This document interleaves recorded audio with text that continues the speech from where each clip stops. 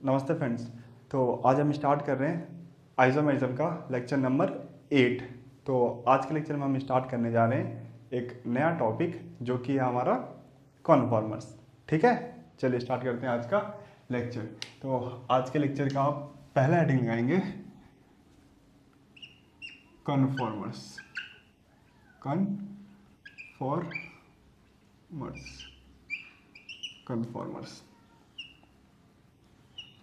तो क्या होता है conformers? They are formed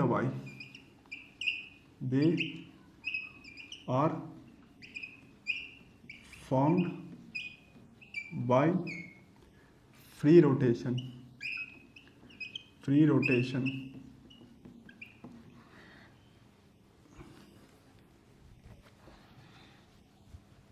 free rotations about bonds. They are formed by free rotation about bond. Isomers में क्या होता था? आइजोमर्स कैसे बनते थे? रेस्ट्रिक्टेड रोटेशन के कारण। जब भी किसी भी बॉन्ड के अलॉन्ग रोटेशन रेस्ट्रिक्ट हो जाए तब आपका आइजोमर्स बनता था।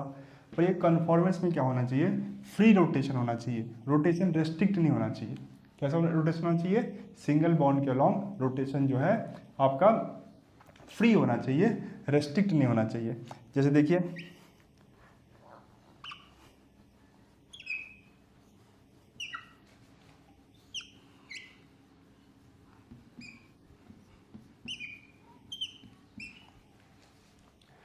ये क्या है आपका?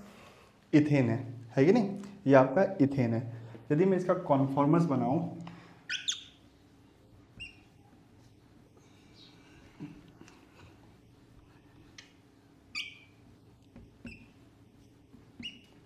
तो मैं क्या करूंगा? इस बॉन्ड को रोटेट कर दूंगा, इसको पकड़ के इस बॉन्ड को मैं रोटेट कर दूंगा, 180 डिग्री रोटेट कर दूंगा। तो इससे क्या हो जाएगा? इसका कन्फॉर्मर्स बन जाएगा। ये हुआ इसका कन्फॉर्मर्स। ठीक है, तो इस तरीके से क्या होना चाहिए? सिंगल बॉन्ड के अलॉन्ग रोटेशन कैसा होना चाहिए? फ्री होना चाहिए, रेस्ट्रिक्ट नहीं होना चाहिए। जबकि हमने ज्योमेट्रिकल आइसोमर्स में पढ़ा था, यदि आप जीआई का फिनोमिना देखना चाहते हैं तो कैसा होना चाहिए? रोटेशन रेस्ट्रिक्ट होना चाहिए। यहाँ पे रोटेशन रेस्ट्रिक्ट नहीं होना चाहिए, रोटेशन फ्री होना चाहिए। तो they are formed by free rotation about bonds. ये दोनों क्या एक दूसरे के कन्फॉर्मर्स है। ठीक है, इसमें आपको क्या लगने नज़र आ रहा है? यदि मैं इसको ए बोल दूँ और इसको मैं बी बोल दूँ तो आप बताइए फ्रेंड, ए और बी में आपको क्या डिफरेंट लग रहा है, क्या अलग नज़र आ रहा है? Arrangement of atom in space, इसमें जो है स्पेस का अरेंजमेंट, एटम का जो स्पेस में अरेंजमेंट है वो अलग अलग है। इसमें देखो एक एच ऊपर है और दो एच नीचे है, यहाँ पे दो एच ऊपर है और एक एच नीचे है। तो different arrangement of atom in space, different arrangement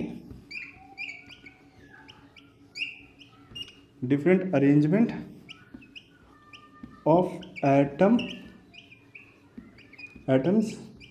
in space, different arrangement of atom in space. ठीक है, चलिए बताइए फ्रेंड, क्या मैं ए और बी को आइसोमर्स बोल सकता हूँ? क्या मैं ए और बी को आइसोमर्स बोल सकता हूँ? नहीं। हम आइसोमर्स में पढ़े थे कि सिर्फ आप सिर्फ रोटेट करके यदि कोई नया मॉलिक्यूल बन रहा है, तो सिर्फ रोटेट करके नया मॉलिक्यूल बन रहा है तो आइडेंटिकल कहलाता है, वो आइसोमर्स तो नहीं कहलाता है। तो ए को सिर्फ मैंने रोटेट करके बी बनाया, इसलिए ए बी तो आइसोमर्स नहीं होंगे, है कि नहीं? ए बी तो आइसोमर्स नहीं होंगे, तो ए और बी आपके आइसोमर्स नहीं है। तो कन्फॉर्मर्स क्या होते हैं? आइसोमर्स नहीं होते हैं। They are not consider, they are not consider, they are not considered true isomers. हम इनको ट्रू आइसोमर्स नहीं कहते हैं क्योंकि आइसोमर्स रोटेशन से नहीं बनता है और ए के रोटेशन से ही बी बना है, इसलिए हम इसको आइसोमर्स नहीं कहेंगे। ठीक है, समझ में आया? तो क्या कहेंगे? तो इनको कन्फॉर्मर्स कहते हैं। दे नोन एज कॉन्फॉर्मर्स कन्फॉर्मर्स। ठीक है, समझ में आया फ्रेंड? तो क्या होता है कन्फॉर्मर्स? जब भी कभी सिंगल बॉन्ड के अलॉन्ग रोटेशन फ्री हो या सिंगल बॉन्ड के अलॉन्ग रोटेशन हो, फ्री होने का मतलब क्या है? रोटेशन हो। यदि रोटेशन रेस्ट्रिक्ट हो गया तब आपको कन्फॉर्मर्स का फिनोमिना देखने को नहीं मिलेगा, तब तो जीआई का फिनोमिना देखने को मिलेगा। जब रोटेशन फ्री होगा तब आपको कन्फॉर्मर्स का फिनोमिना देखने को मिलेगा। तो जब भी फ्री रोटेशन हो बॉन्ड्स के अलॉन्ग तब आपको एक नया फिनोमिना देखने को मिलता है जिसको हम क्या बोलते हैं? कन्फॉर्मर्स बोलते हैं। अब कन्फॉर्मर्स में अलग क्या होता है? तो जो एटम का अरेंजमेंट होता है स्पेस में अलग अलग होता है। यहाँ पे आपको साफ साफ दिख रहा है, यहाँ पे एक H ऊपर है और 2 H नीचे है, यहाँ पे 2 H ऊपर है और एक H नीचे है। तो रोटेशन से क्या होता है? सिंगल बॉन्ड के रोटेशन से जो एटम का अरेंजमेंट है स्पेस में वो चेंज हो जाता है। हम कन्फॉर्मर्स को ट्रू आइसोमर्स नहीं कह सकते, कन्फॉर्मर्स को हम ट्रू आइसोमर्स नहीं कह सकते क्योंकि हमने आइसोमर्स में पढ़ा था कि वहाँ पे सिर्फ यदि किसी भी मॉलिक्यूल को रोटेट करके एक नया मॉलिक्यूल बन रहा है तो दोनों मॉलिक्यूल आइसोमर्स नहीं होते, आइडेंटिकल होते हैं। ठीक है, इसलिए हम ए और बी को या कन्फॉर्मर्स को हम ट्रू आइसोमर्स नहीं कहते हैं, हम इनको कन्फॉर्मर्स कहते हैं। इनको क्या कहते हैं? कन्फॉर्मर्स कहते हैं। जब भी सिंगल बॉन्ड के अलॉन्ग रोटेशन से एक नया मॉलिक्यूल बनता है तो हम उसको ट्रू आइसोमर्स नहीं कहते हैं, हम उनको क्या कहते हैं? कन्फॉर्मर्स कहते हैं। ठीक है, समझ में आया फ्रेंड? कन्फॉर्मर्स का डेफिनेशन समझ में आया? चलिए, अभी जो कन्फॉर्मर्स है फ्रेंड, ये एक 3D कॉन्सेप्ट है। यहाँ पे मॉलिक्यूल को 3D में देखना होता है। जैसे ये जो मॉलिक्यूल है ये 3D मॉलिक्यूल है, 2D मॉलिक्यूल नहीं है। कैसे है ये? तो ये जो कार्बन है ये यहाँ पे कार्बन है और इसके साथ 3 हाइड्रोजन है, एक ऊपर में और 2 नीचे में। और ये जो कार्बन है ये 2D में नहीं है, इस कार्बन के जस्ट पीछे है, एक 3D स्ट्रक्चर है। ठीक है ना? यदि पहला कार्बन यहाँ पे है तो दूसरा कार्बन यहाँ पे है, ये 2 अलग अलग प्लेन में है। तो जो कन्फॉर्मर्स होते हैं ये 3D कॉन्सेप्ट होते हैं। यदि हम इनको 2D में पढ़ना चाहते हैं तो हमें एक नया कॉन्सेप्ट पढ़ना पड़ेगा जो कि हमारा न्यूमैन प्रोजेक्शन। न्यूमैन प्रोजेक्शन क्या होता है? एक ऐसा कॉन्सेप्ट जो 3D मॉलिक्यूल को 3D मॉलिक्यूल को 2D मॉलिक्यूल में कन्वर्ट करता है।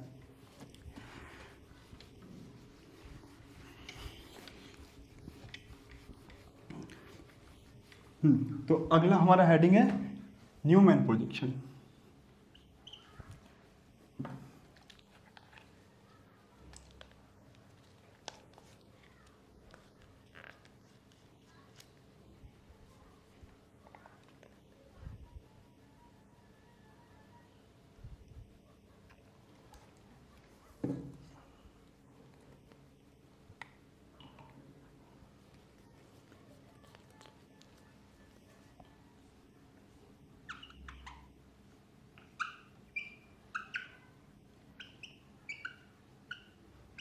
Newman's projection. न्यूमैन्स प्रोजेक्शन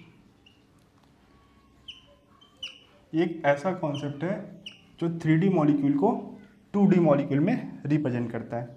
जैसे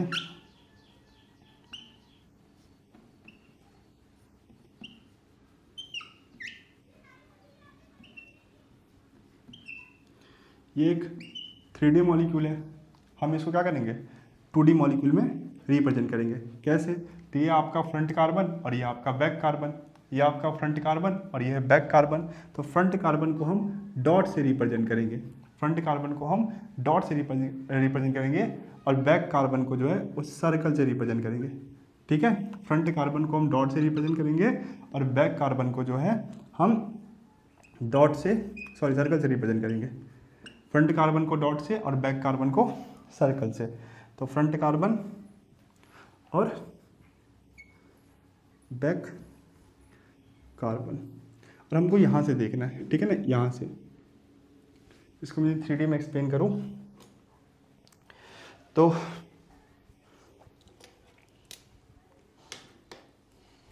देखो, ये जो कैप है ये फ्रंट कार्बन है और ये जो कैप है ये बैक कार्बन है। ठीक है, ये जो कैप है फ्रंट कार्बन है और ये जो कैप है बैक कार्बन है। और इस कार्बन के साथ 3 हाइड्रोजन है, 1 2 और 3। इस कार्बन के साथ भी 3 हाइड्रोजन है, 1 2 3। और आपको यहाँ से देखना है, यहाँ से। ठीक है, यहाँ से देखना है।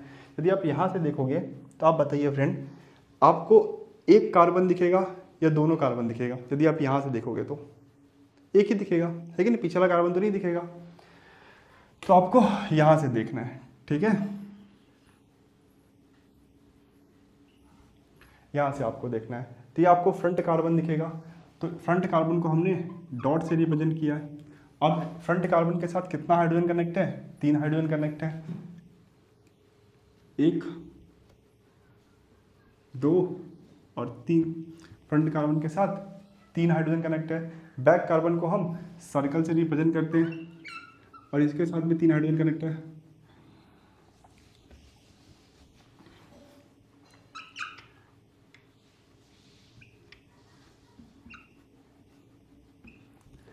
ठीक है, फ्रंट कार्बन को हमने डॉट से रिप्रेजेंट किया है जिसके साथ 3 हाइड्रोजन कनेक्ट है, और बैक कार्बन को हमने सर्कल से रिप्रेजेंट किया है, वहाँ उसमें भी 3 हाइड्रोजन कनेक्ट है।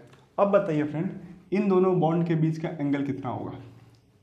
ये पूरे बॉन्ड जो तीनों को तीनों जो बॉन्ड जो है वो एक सर्कल में रिप्रेजेंट है कि नहीं? ये पूरे के पूरे जो बॉन्ड है ये एक सर्कल में रिप्रेजेंट कर रहे हैं। सर्कल का एंगल कितना होता है? 360। ये तीनों बॉन्ड मिला के सर्कल बनाने के नहीं बना रहे। सर्कल का एंगल कितना होता है? 360 को 3 इक्वल पार्टों में तोड़ना है। 360/3 तो 120। तो इस बॉन्ड से इस बॉन्ड के बीच का एंगल कितना होगा? 120। इस बॉन्ड से इस बॉन्ड के बीच का एंगल कितना होगा? 120। ये एंगल कितना होगा? 120। ठीक है, समझ में आया इतना? बताइए। देखो तीनों बॉन्ड जो मिला के तीनों बॉन्ड को 360 डिग्री में अरेंज करना है, और तीनों इक्वल बॉन्ड है इसलिए तीनों इक्वल पार्ट लेंगे। 120 120 120। यहाँ पे भी 3 बॉन्ड को 360 डिग्री के एंगल में अरेंज करना है, तो तीनों 120 डिग्री का बॉन्ड लेंगे, 120 डिग्री एंगल लेंगे। 120 और 120। इतना समझ में आया फ्रेंड? बताइए। इस कार्बन के पास जो 3 हाइड्रोजन है, इन तीनों हाइड्रोजन के बीच में एंगल कितना है? 120 है। इस कार्बन के पास जो 3 हाइड्रोजन है, इन तीनों हाइड्रोजन के बीच का एंगल कितना है? 120 है। अब ये दोनों मॉलिक्यूल तो साथ में है, क्या अलग अलग है क्या? नहीं, दोनों साथ में है, तो इसको साथ में लिखते हैं। पहले हम फ्रंट कार्बन को, ये रहा हमारा फ्रंट कार्बन, तो फ्रंट कार्बन के साथ 3 हाइड्रोजन कनेक्ट है, 1 2 और 3। तो फ्रंट कार्बन को हमने डॉट से बनाया और यहाँ पे 3 हाइड्रोजन कनेक्ट है। बैक कार्बन को हम सर्कल से बनाएंगे और यहाँ पे भी 3 हाइड्रोजन है, 1 2 और 3। 1 2 और 3। तो यह फ्रंट कार्बन जिसके साथ 3 हाइड्रोजन कनेक्ट है और बैक कार्बन जिसके साथ 3 हाइड्रोजन कनेक्ट है। ठीक है फ्रेंड, इतना समझ में आया? बताइए, इतना समझ में आया? चलिए अब बताइए फ्रेंड, इस बॉन्ड से इस बॉन्ड के बीच का एंगल कितना है? 120, क्योंकि ये वाला बॉन्ड और ये वाला बॉन्ड जो है इस कार्बन का है, तो इस कार्बन के 2 बॉन्ड के बीच का एंगल कितना है? 120। तो ये पूरा जो एंगल है वो कितना है? 120 है। ये पूरा एंगल कितना है? 120 है। देखो एक ही कार्बन के 2 बॉन्ड के बीच का एंगल कितना है? 120 है। क्या ये एंगल 120 है? नहीं, ये बॉन्ड अलग कार्बन का है। ये बॉन्ड जो है ये इसका है बैक कार्बन का, और ये फ्रंट। ये हमें नहीं मालूम कितना है, हमें ये मालूम है कि इस बॉन्ड और इस बॉन्ड के बीच में एंगल 120 है, इस बॉन्ड और इस बॉन्ड के बीच में एंगल 120 है, इस बॉन्ड के बीच में एंगल 120 है, क्योंकि ये तीनों बॉन्ड जो है एक ही कार्बन के हैं। हमें ये एंगल नहीं पता कितना है, क्योंकि ये वाला बॉन्ड जो है ये फ्रंट और बैक कार्बन के बीच में है। ठीक है, यहाँ पे भी इस बॉन्ड और इस बॉन्ड के बीच का एंगल पता है, क्योंकि ये बॉन्ड और ये बॉन्ड जो है बैक कार्बन का है, तो 120 डिग्री है। इस बॉन्ड और इस बॉन्ड के बीच का एंगल पता है, क्योंकि ये दोनों बॉन्ड जो है बैक कार्बन का है, 120। इस बॉन्ड और इस बॉन्ड के बीच का एंगल पता है, ये दोनों बॉन्ड किसका है? बैक कार्बन का है, तो ये एंगल 120 है, ये एंगल 120 है, ये एंगल 120 है। क्या ये एंगल आपको पता है? नहीं, ये जो एंगल है ये तो फ्रंट और बैक कार्बन के बीच का है, ये हमें नहीं पता है। ठीक है, समझ में आया फ्रेंड? अभी जो एंगल बन रहा है फ्रंट कार्बन के बॉन्ड और बैक कार्बन के बॉन्ड के बीच में जो एंगल बन रहा है, इसको हम थीटा बोलते हैं, थीटा। और थीटा को हम बोलते हैं टॉर्जिनल एंगल, टॉर्जिनल एंगल। ठीक है, टॉर्जिनल एंगल। टॉर्जिनल एंगल किसके किसके बीच का एंगल है? क्या दो सेम कार्बन के बीच का एंगल है? नहीं, फ्रंट कार्बन और बैक कार्बन, फ्रंट कार्बन और बैक कार्बन के बीच का जो एंगल है वो टॉर्जिनल एंगल है। ये भी हो सकता है टॉर्जिनल एंगल, ये भी हो सकता है टॉर्जिनल एंगल, जरूरी नहीं है, कुछ भी हो सकता है, ये भी हो सकता है। क्या ये वाला एंगल जो है ये फ्रंट और बैक कार्बन के बीच का है? हाँ, तो ये भी हो सकता है टॉर्जिनल एंगल। ये वाला ये दोनों बॉन्ड के बीच में जो एंगल है क्या फ्रंट और बैक कार्बन के बीच का है? हाँ, ये भी हो सकता है टॉर्जिनल एंगल। ये वाला एंगल फ्रंट और बैक के बीच का है, ये है बैक और ये है फ्रंट, तो ये भी हो सकता है टॉर्जिनल एंगल। तो कोई भी एंगल जो फ्रंट कार्बन और बैक कार्बन के बॉन्ड के बीच का है उसको हम क्या बोलेंगे? टॉर्जिनल एंगल। ठीक है, तो टॉर्जिनल एंगल क्या होता है? Angle between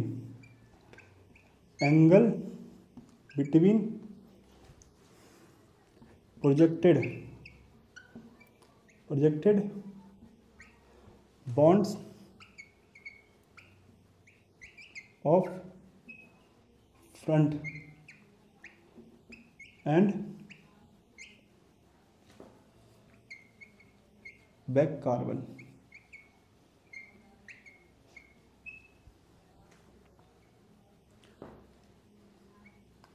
angle between projected bonds of front and back carbon, front और बैक कार्बन के बॉन्ड्स के बीच का जो एंगल है हम इसको क्या बोलते हैं? टॉर्जिनल एंगल बोलते हैं। तो angle between projected bonds of front and back carbon. ठीक है, समझना है फ्रेंड? और इसको थीटा से रिप्रेजेंट करते हैं। ये मिटा दूं? चलिए,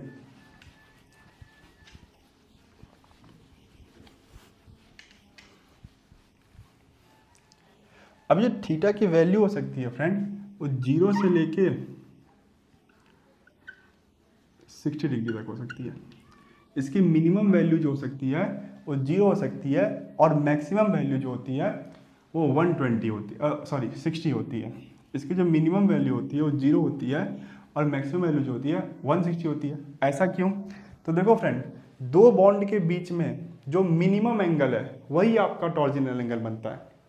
दो बॉन्ड के बीच में जो मिनिमम एंगल है वही आपका टॉर्जिनल एंगल बनता है। जैसे देखो, ये भी आपका टॉर्जिनल एंगल बन सकता है, ये भी आपका टॉर्जिनल एंगल बन सकता है, क्योंकि ये वाला जो एंगल है वो भी फ्रंट और बैक कार्बन के बॉन्ड के बीच का है। तो ये भी आपका टॉर्जिनल एंगल बन सकता है और ये भी आपका टॉर्जिनल एंगल बन सकता है। इसमें आपको कोई भी डाउट है? ये भी आपका टॉर्जिनल एंगल बन सकता है। ठीक है, दोनों नहीं बनेगा, दोनों में से कोई एक ही बनेगा। अभी आपको समझ में आएगा। इन दोनों में से जो मिनिमम होगा वही आपका टॉर्जिनल एंगल बनेगा। इन दोनों में से जो आपका मिनिमम होगा वही आपका क्या बनेगा? टॉर्जिनल एंगल बनेगा। तो मानते हैं कि ये वाला एंगल, इसको θ1 बोल देता हूँ, इसको मैं θ2 बोल देता हूँ। ठीक है, तो मानते हैं कि देखो θ1 जो है आपका है 0, ये वाला θ1 जो है 0, θ2 कितना हो जाएगा बताइए फ्रेंड? यदि θ1 0 है तो θ2 कितना हो जाएगा? 120, क्योंकि इस बॉन्ड और इस बॉन्ड के बीच का तो एंगल 120 है ना, क्योंकि ये वाला बॉन्ड जो है वो सेम कार्बन का है। तो सेम कार्बन के बॉन्ड के बीच का एंगल कितना है? 120 है। यदि ये θ1 0 हो गया तो θ2 क्या हो जाएगा? 120 है कि नहीं? θ2 कितना हो जाएगा? 120। अब इन दोनों में से मिनिमम एंगल कौन सा है? 0। तो आपका टॉर्जिनल एंगल कौन सा बनेगा? टॉर्जिनल एंगल, तो आपका टॉर्जिनल एंगल क्या बन जाएगा? 0। अब मैं इसको क्या करता हूँ? 30 कर देता हूँ। यदि ये 30 हो गया तो ये क्या हो जाएगा आपका बताइए? इन दोनों बॉन्ड के बीच में 120 है, यदि ये 30 हो गया तो कितना हो जाएगा? ये हो जाएगा आपका 90, है कि नहीं? यदि आपका 30 हो गया तो ये हो गया आपका 90। दोनों में से मिनिमम कौन है? ये 30, तो 30 हो जाएगा आपका टॉर्जिनल एंगल। यदि ये कर दूँ मैं 45 तो ये कितना हो जाएगा? ये हो जाएगा आपका 75। यदि ये हो गया आपका 45 तो ये 75, 120 माइनस 45 75। अब दोनों में से सबसे छोटा एंगल कौन सा है? 45, तो 45 जो हो जाएगा आपका वो टॉर्जिनल एंगल है। अब मैं इसको कर देता हूँ 60, तो ये भी कितना हो जाएगा? ये भी हो जाएगा 60। यदि ये हो जाएगा 60 तो ये हो जाएगा 60। इन दोनों में से कोई भी आपका हो सकता है टॉर्जिनल एंगल, तो इस केस में कोई भी एंगल लिख लो 60। ठीक है, तो इन दोनों में से कोई भी टॉर्जिनल एंगल बन सकता है, पर बनेगा एक ही, दोनों नहीं बनेगा। हाँ, एक केस होगा जिसमें दोनों बन सकते हैं, जब एंगल 60 हो। जब 60 हो तो ये भी आपका टॉर्जिनल एंगल बन सकता है और ये भी टॉर्जिनल एंगल बन सकता है। उसके पहले हमने देख लिया जब जीरो था, ये वाला एंगल जीरो था और ये 120 था, तो यही बना था आपका टॉर्जिनल एंगल। जब ये 30 था और ये 90 था, तो यही बना था आपका टॉर्जिनल एंगल। जो छोटा होगा वही टॉर्जिनल एंगल बनेगा। दोनों में से कोई एक ही टॉर्जिनल एंगल बनेगा, दोनों नहीं बन सकता है। ठीक है, समझ में? हाँ, एक कंडीशन जहाँ पे दोनों बन सकता है, जब एंगल 60 हो, ये भी 60 होगा, ये भी 60 होगा। अब मैं इसको कर देता हूँ फ्रेंड 90। अब इसको यदि मैं कर दूंगा 90, तो ये कितना हो जाएगा बताइए? 30। तो अब बताइए कौन होगा टॉर्जिनल एंगल? ये कि ये होगा टॉर्जिनल एंगल, क्योंकि ये छोटा है, क्योंकि ये छोटा है, ये हो जाएगा आपका टॉर्जिनल एंगल, है कि नहीं फ्रेंड? तो दोनों में से जो छोटा रहेगा वही होगा टॉर्जिनल एंगल। दोनों साथ में नहीं बन सकता, या तो ये होगा टॉर्जिनल एंगल या तो ये होगा। पर एक कंडीशन ऐसा भी है जहाँ पे दोनों साथ में टॉर्जिनल एंगल बन सकते हैं, जब थीटा 60 हो। ठीक है, तो आप देखिए यहाँ पे जो टॉर्जिनल एंगल की मैक्सिमम वैल्यू आया है वो 60 ही आया है। 0, 30, 45, 60 और फिर 30 और भी कम होगा। जैसे आप यहाँ पे आप कितना कर लेंगे, यहाँ पे आप कर लोगे 100, तो ये हो जाएगा 20। यहाँ पे आप 120, तो 0। तो टॉर्जिनल एंगल का मैक्सिमम वैल्यू कितना आ रहा है? 60, और मिनिमम कितना आ रहा है? 0। इसलिए जो टॉर्जिनल एंगल है ये 0 से लेके 60 डिग्री तक होता है। 0 से लेके आपका 60 डिग्री होता है टॉर्जिनल एंगल की वैल्यू। समझ में आया? टॉर्जिनल एंगल का जो वैल्यू होता है वो 0 से लेके 60 डिग्री तक होता है। 0 इसका मिनिमम होता है और 60 मैक्सिमम होता है। ठीक है, ठीक है ना फ्रेंड?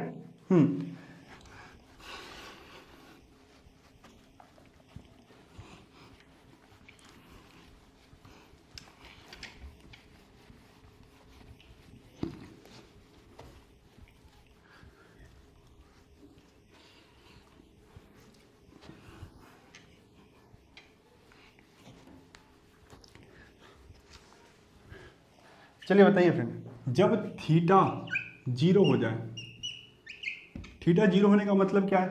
टॉर्जिनल एंगल 0 है। टॉर्जिनल एंगल के 0 होने का मतलब क्या है कि दो बॉन्ड के, फ्रंट कार्बन और बैक कार्बन के बॉन्ड के बीच का एंगल कितना है? 0 है। फ्रंट कार्बन और बैक कार्बन के बीच बॉन्ड के बीच का जो एंगल है वो कितना है? 0 है। यही मतलब है थीटा 0 होने का। तो इस केस में हमारा स्ट्रक्चर कुछ ऐसे बनेगा। ये रहा फ्रंट कार्बन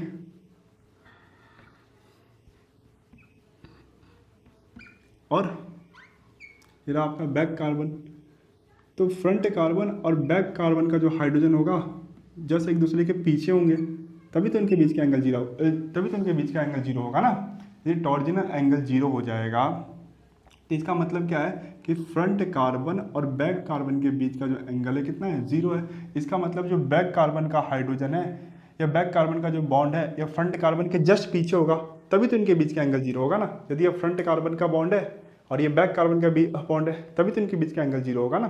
जैसे ये आगे बढ़ेगा तो इनके बीच में कुछ ना कुछ एंगल आ जाएगा। तो जब फ्रंट कार्बन का बॉन्ड और बैक कार्बन का बॉन्ड एक दूसरे के जस्ट सामने हो या एक दूसरे के पैरेलल हो, तब आपका थीटा क्या होता है? 0 होता है। और ये जो स्ट्रक्चर बन रहा है इसको हम बोलते हैं इक्लिप्स। इक्लिप्स, ठीक है, इसको हम क्या बोलते हैं? इक्लिप्स। तो इक्लिप्स में क्या होता है?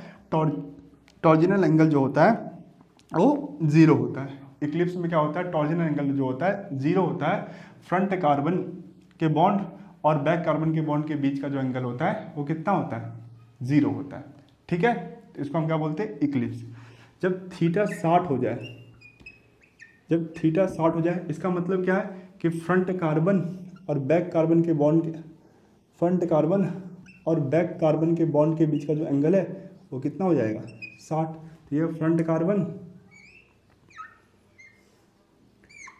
और ये आपका है बैक कार्बन। समझ आ रहा है? ये आपका फ्रंट कार्बन, इसका 3 बॉन्ड, और ये आपका बैक कार्बन, और इनके बीच का जो एंगल है वो कितना हो गया है? 60 हो गया है। इनके बीच का जो एंगल है कितना हो गया? 60, क्योंकि थीटा 60 है ना। ये रहा आपका फ्रंट और ये बैक। और यदि मैं इसको 60 डिग्री घुमा दूँ तो अभी फ्रंट कार्बन और बैक कार्बन के बीच का बॉन्ड एंगल कितना हो गया? फ्रंट कार्बन और बैक कार्बन के बॉन्ड के बीच का एंगल जो है वो 60 हो गया। तो ये जो स्ट्रक्चर बन रहा है इसको हम बोलते हैं एस्टैगर्ड। एस्टैगर्ड, ठीक है। तो इक्लिप्स में फ्रंट कार्बन और बैक कार्बन के बॉन्ड के बीच का एंगल कितना होता है? कितना होता है? 0। टॉर्जिनल एंगल कितना होता है? 0। स्टैगर्ड में क्या होता है? फ्रंट कार्बन और बैक कार्बन के बॉन्ड के बीच का एंगल कितना होता है? 60। फ्रंट कार्बन और बैक कार्बन के बॉन्ड के बीच का जो एंगल होता है वो कितना होता है? 60। ठीक है, समझ आया फ्रेंड? इक्लिप्स और स्टैगर्ड क्या क्या होता है? इक्लिप्स और स्टैगर्ड क्या होता है, समझ में आया?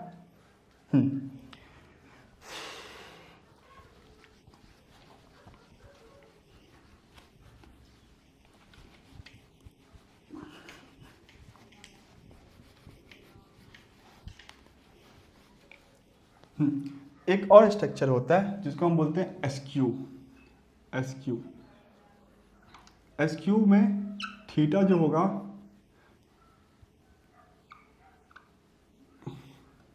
एसक्यू में क्या होगा? थीटा जो होगा आपका 0 से ज़्यादा होगा। यदि थीटा 0 है वो तो इक्लिप्स बन गया। थीटा यदि 0 हो गया तो एक्लिप्स बन गया। थीटा यदि 60 डिग्री हो गया तो क्या बन गया? स्टैगर्ड बन गया। पर यदि थीटा 0 से ज़्यादा हो और 60 से कम हो, जब थीटा 0 से ज़्यादा हो और 60 से कम हो, फ्रंट कार्बन के बॉन्ड और बैक कार्बन के बॉन्ड के बीच का एंगल 0 से ज़्यादा 1 से लेके यदि 59 तक है तो उस फॉर्म को हम क्या बोलते हैं? एसक्यू फॉर्म बोलते हैं। क्या बोलते हैं? एसक्यू फॉर्म बोलते हैं। तो पूरा 3 फॉर्म बन के आया। पहला तो आया इक्लिप्स। इक्लिप्स में थीटा कितना होता है? 0। फ्रंट कार्बन और बैक कार्बन के बॉन्ड के बीच का एंगल कितना होता है? 0। फिर आया आपका स्टैगर्ड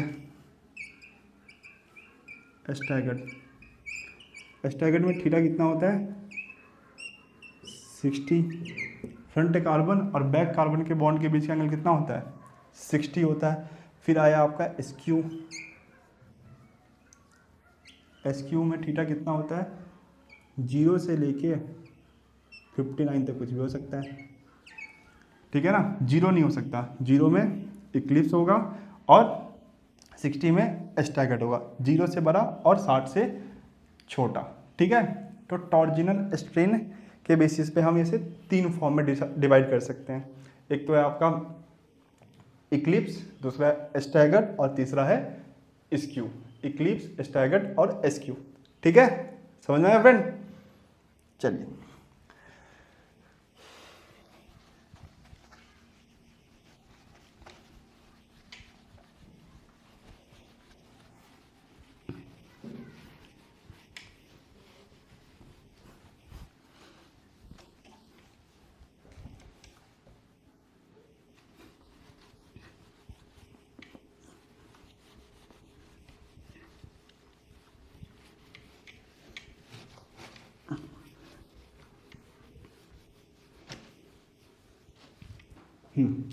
अब हम पढ़ेंगे टॉर्जिनल strain.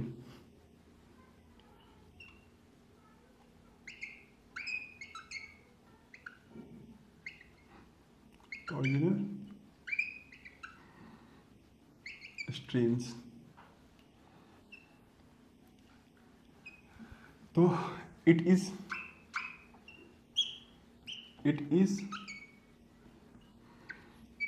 Force of repulsion. It is force of repulsion between projected bonds of front and back carbon. तो it is a force of repulsion between projected bonds of front and back carbon. Front और back carbon के बीच में क्या होगा? Repulsion होगा। एक force होगा जो उन दोनों को रिपेल करेगा। वो फोर्स कौन सा होगा?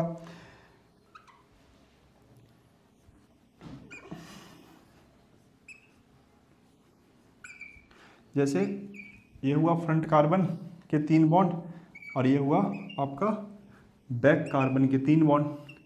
तो ये दोनों बॉन्ड एक दूसरे को रिपल करेंगे, ये दोनों बॉन्ड एक दूसरे को रिपल करेंगे और ये दोनों बॉन्ड जो है एक दूसरे को रिपल करेंगे। फ्रंट कार्बन और बैक कार्बन के बॉन्ड जो है एक दूसरे को रिपेल करेंगे। क्यों?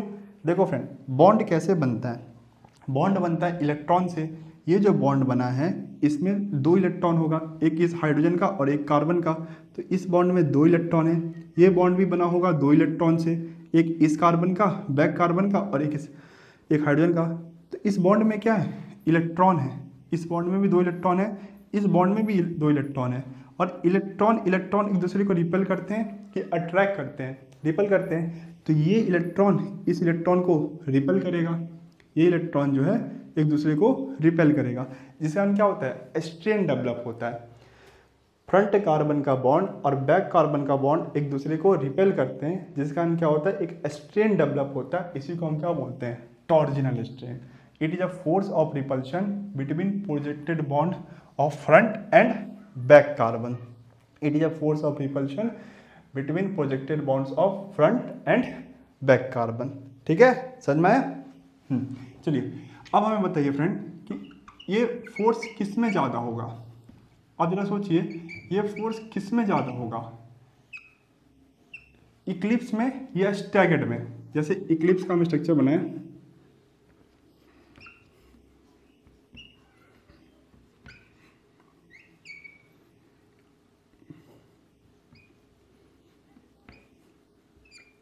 ये आपका इक्लिप्स है कि नहीं?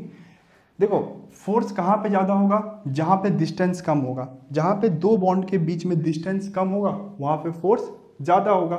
जितना कम डिस्टेंस उतना ही ज़्यादा रिपल्शन होगा, उतना ही ज़्यादा रिपल्शन होगा।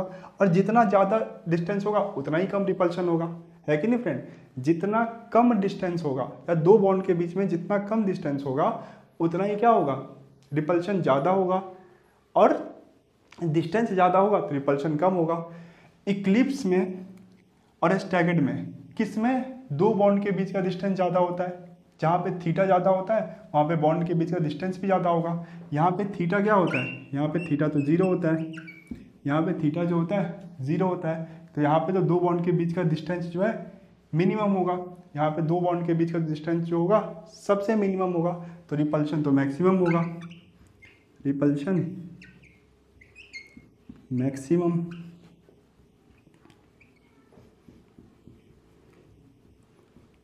है कि नहीं? रिपल्शन जो होगा वो मैक्सिमम होगा। यदि थीटा 0 है मतलब 2 बॉन्ड के बीच में डिस्टेंस बहुत ज़्यादा कम है तो रिपल्शन तो मैक्सिमम होगा। और रिपल्शन यदि मैक्सिमम होगा तो एनर्जी भी मैक्सिमम होगा, क्योंकि एनर्जी डायरेक्टली प्रोपोर्शनल होता है रिपल्शन के। यदि रिपल्शन ज़्यादा होता है तो एनर्जी भी ज़्यादा होता है, तो एनर्जी भी क्या होगा? मैक्सिमम होगा। Energy maximum. अब आप बताइए फ्रेंड, स्टेबिलिटी क्या होगा? मिनिमम या स्टेबिलिटी मैक्सिमम? स्टेबिलिटी मिनिमम या स्टेबिलिटी मैक्सिमम? मिनिमम। यदि रिपल्शन बहुत ज़्यादा है तो मॉलिक्यूल कैसे स्टेबल होगा? यदि रिपल्शन बहुत ज़्यादा है क्या मॉलिक्यूल स्टेबल होगा? नहीं। तो स्टेबिलिटी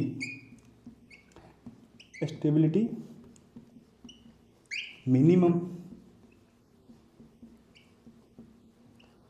स्टेबिलिटी मिनिमम। इतना समझ में आया फ्रेंड? तो इक्लिप्स फॉर्म में क्या होता है कि 2 बॉन्ड के बीच का जो एंगल होता है वो सबसे कम होता है। मतलब 2 बॉन्ड के बीच में जो एंगल होता है ये सबसे ज़्यादा कम होता है, जिसका कारण क्या होता है? रिपल्शन जो होता है वो मैक्सिमम होता है। रिपल्शन जो क्या होता है? मैक्सिमम होता है। रिपल्शन मैक्सिमम है तो एनर्जी भी मैक्सिमम होगा, क्योंकि रिपल्शन डायरेक्टली प्रोपोर्शनल होता है एनर्जी के। यदि रिपल्शन ज़्यादा हो तो एनर्जी भी ज़्यादा। और यदि रिपल्शन ज़्यादा है तो स्टेबिलिटी तो कम ही होगा। यदि कोई मॉलिक्यूल में बहुत ज़्यादा रिपल्शन है तो कैसे स्टेबल हो सकता है? तो स्टेबिलिटी क्या होगा? वो मिनिमम होगा। ठीक है फ्रेंड, समझ में आया? इक्लिप्स के लिए। अब हम स्क्यू के लिए पढ़ते हैं, स्टैगर्ड के लिए पढ़ते हैं। मिटा दे इसको।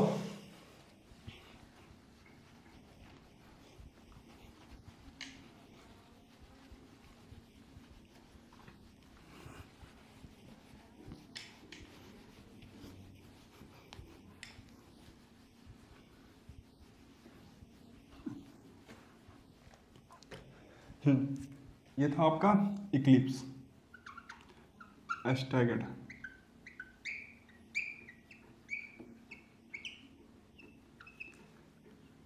स्टैगर्ड का स्ट्रक्चर कैसे बनता है? फ्रंट और बैक कार्बन के बॉन्ड के बीच का एंगल कितना होता है? वो तो होता है 60।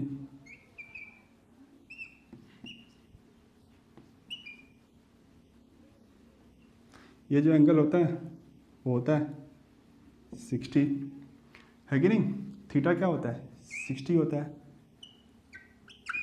तो यदि इसमें और इसमें मैं कंपेयर करूं, ये जो तीनों फॉर्म बनता है इक्लिप्स, स्टैगर्ड और एस्क्यू, ये जो तीनों फॉर्म बनता है उसमें सबसे ज़्यादा डिस्टेंस कहाँ पे होता है, सबसे ज़्यादा डिस्टेंस कहाँ पे होता है दो बॉन्ड में, यहाँ पे स्टैगर्ड में, क्योंकि थीटा का जो मैक्सिमम वैल्यू है 120 इसी में होता है कि नहीं। टॉर्जिनल स्ट्रेन का जो सबसे मैक्सिमम वैल्यू है वो स्टैगर्ड में ही आता है। मतलब यहाँ पे डिस्टेंस दो बॉन्ड के बीच का जो डिस्टेंस होता है, जो तीन फॉर्म हमने पढ़ा इक्लिप्स, स्टैगर्ड और एस्क्यू, इसमें जो दो बॉन्ड के बीच का डिस्टेंस होता है सबसे ज़्यादा कहाँ पे होता है स्टैगर्ड में होता है, सबसे कम कहाँ होता है इक्लिप्स में होता है, और एस्क्यू में इन दोनों के बीच का रहता है। तो यदि यहाँ पे दो बॉन्ड के बीच का डिस्टेंस सबसे ज़्यादा है, यहाँ पे फ्रंट और बैक कार्बन के बीच का जो डिस्टेंस है सबसे ज़्यादा है, तो इनके बीच का जो रिपल्शन होगा सबसे कम होगा, है कि नहीं। डिस्टेंस यदि सबसे ज़्यादा तो रिपल्शन सबसे कम, तो रिपल्शन मिनिमम, रिपल्शन जो होगा मिनिमम, समझ में आया। रिपल्शन मिनिमम, यहाँ पे रिपल्शन मैक्सिमम, यहाँ पे रिपल्शन जो होगा मिनिमम। एनर्जी बताइए फ्रेंड, एनर्जी भी होगा मिनिमम, एनर्जी भी होगा मिनिमम, क्योंकि एनर्जी डायरेक्टली प्रोपोर्शनल होता है रिपल्शन के। यदि रिपल्शन मिनिमम है तो एनर्जी भी मिनिमम होगा, यदि रिपल्शन मिनिमम है तो एनर्जी भी मिनिमम है। स्टेबिलिटी, यदि रिपल्शन मिनिमम है, रिपल्शन बहुत ज़्यादा कम है, तो मॉलिक्यूल तो स्टेबल होने वाले ही है, तो स्टेबिलिटी मैक्सिमम, स्टेबिलिटी मैक्सिमम।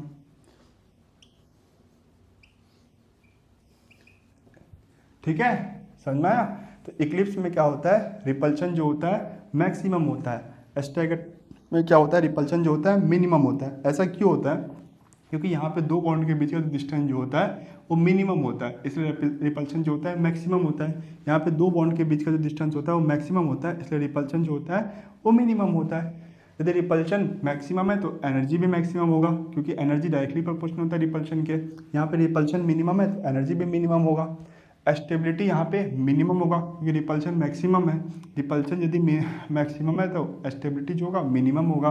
यहाँ पे रिपल्शन मिनिमम है तो स्टेबिलिटी जो होगा वो मैक्सिमम होगा। ठीक है, समझ में आया। टॉर्जिनल स्ट्रेन क्या होता है, फ्रंट कार्बन और बैक कार्बन के बीच के में क्या होता है, एक फोर्स ऑफ रिपल्शन होता है। इस फोर्स ऑफ रिपल्शन के कारण क्या होता है, स्ट्रेन डेवलप होता है, उसी को हम क्या कहते हैं, टॉर्जिनल स्ट्रेन। उसी को हम क्या कहते हैं, टॉर्जिनल स्ट्रेन। टॉर्जिनल स्ट्रेन और टॉर्जिनल एंगल, इन दोनों में आप कंफ्यूज तो नहीं हो रहे ना। टॉर्जिनल एंगल क्या होता है, फ्रंट कार्बन और बैक कार्बन के बॉन्ड के बीच का जो एंगल होता है उसी को हम बोलते हैं टॉर्जिनल एंगल। और फ्रंट कार्बन और बैक कार्बन के बीच में जो फोर्स ऑफ रिपल्शन होता है उसको हम क्या बोलते हैं, उसको हम बोलते हैं टॉर्जिनल स्ट्रेन।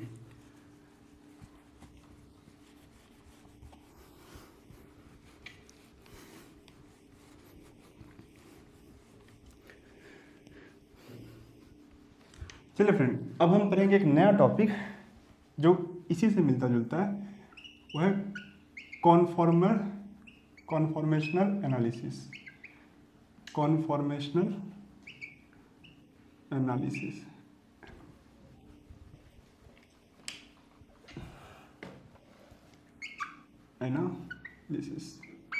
इसमें हम क्या करेंगे, कन्फॉर्मर की एनालिसिस करेंगे एनर्जी के साथ। ठीक है ना, कन्फॉर्मर का एनालिसिस तो हम कर चुके हैं एंगल के साथ। टॉर्जिनल स्ट्रेन में यही किया था हमने कि कन्फॉर्मर की एनालिसिस की थी एंगल के साथ। अब हम कॉन्फॉर्मर क्या करेंगे, एनालिसिस करेंगे एनर्जी के साथ। तो it is study of energy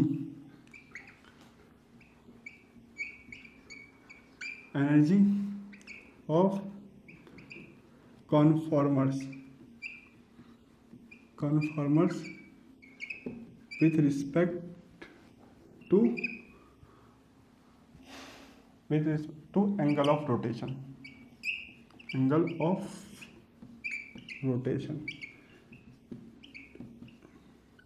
तो एंगल ऑफ रोटेशन के साथ हम क्या करेंगे, कॉन्फॉर्मर्स की कॉन्फॉर्मर्स की एनर्जी को स्टडी करेंगे। एंगल ऑफ रोटेशन के साथ क्या करेंगे, हम कॉन्फॉर्मर्स की एनर्जी को स्टडी करेंगे। जैसे देखिए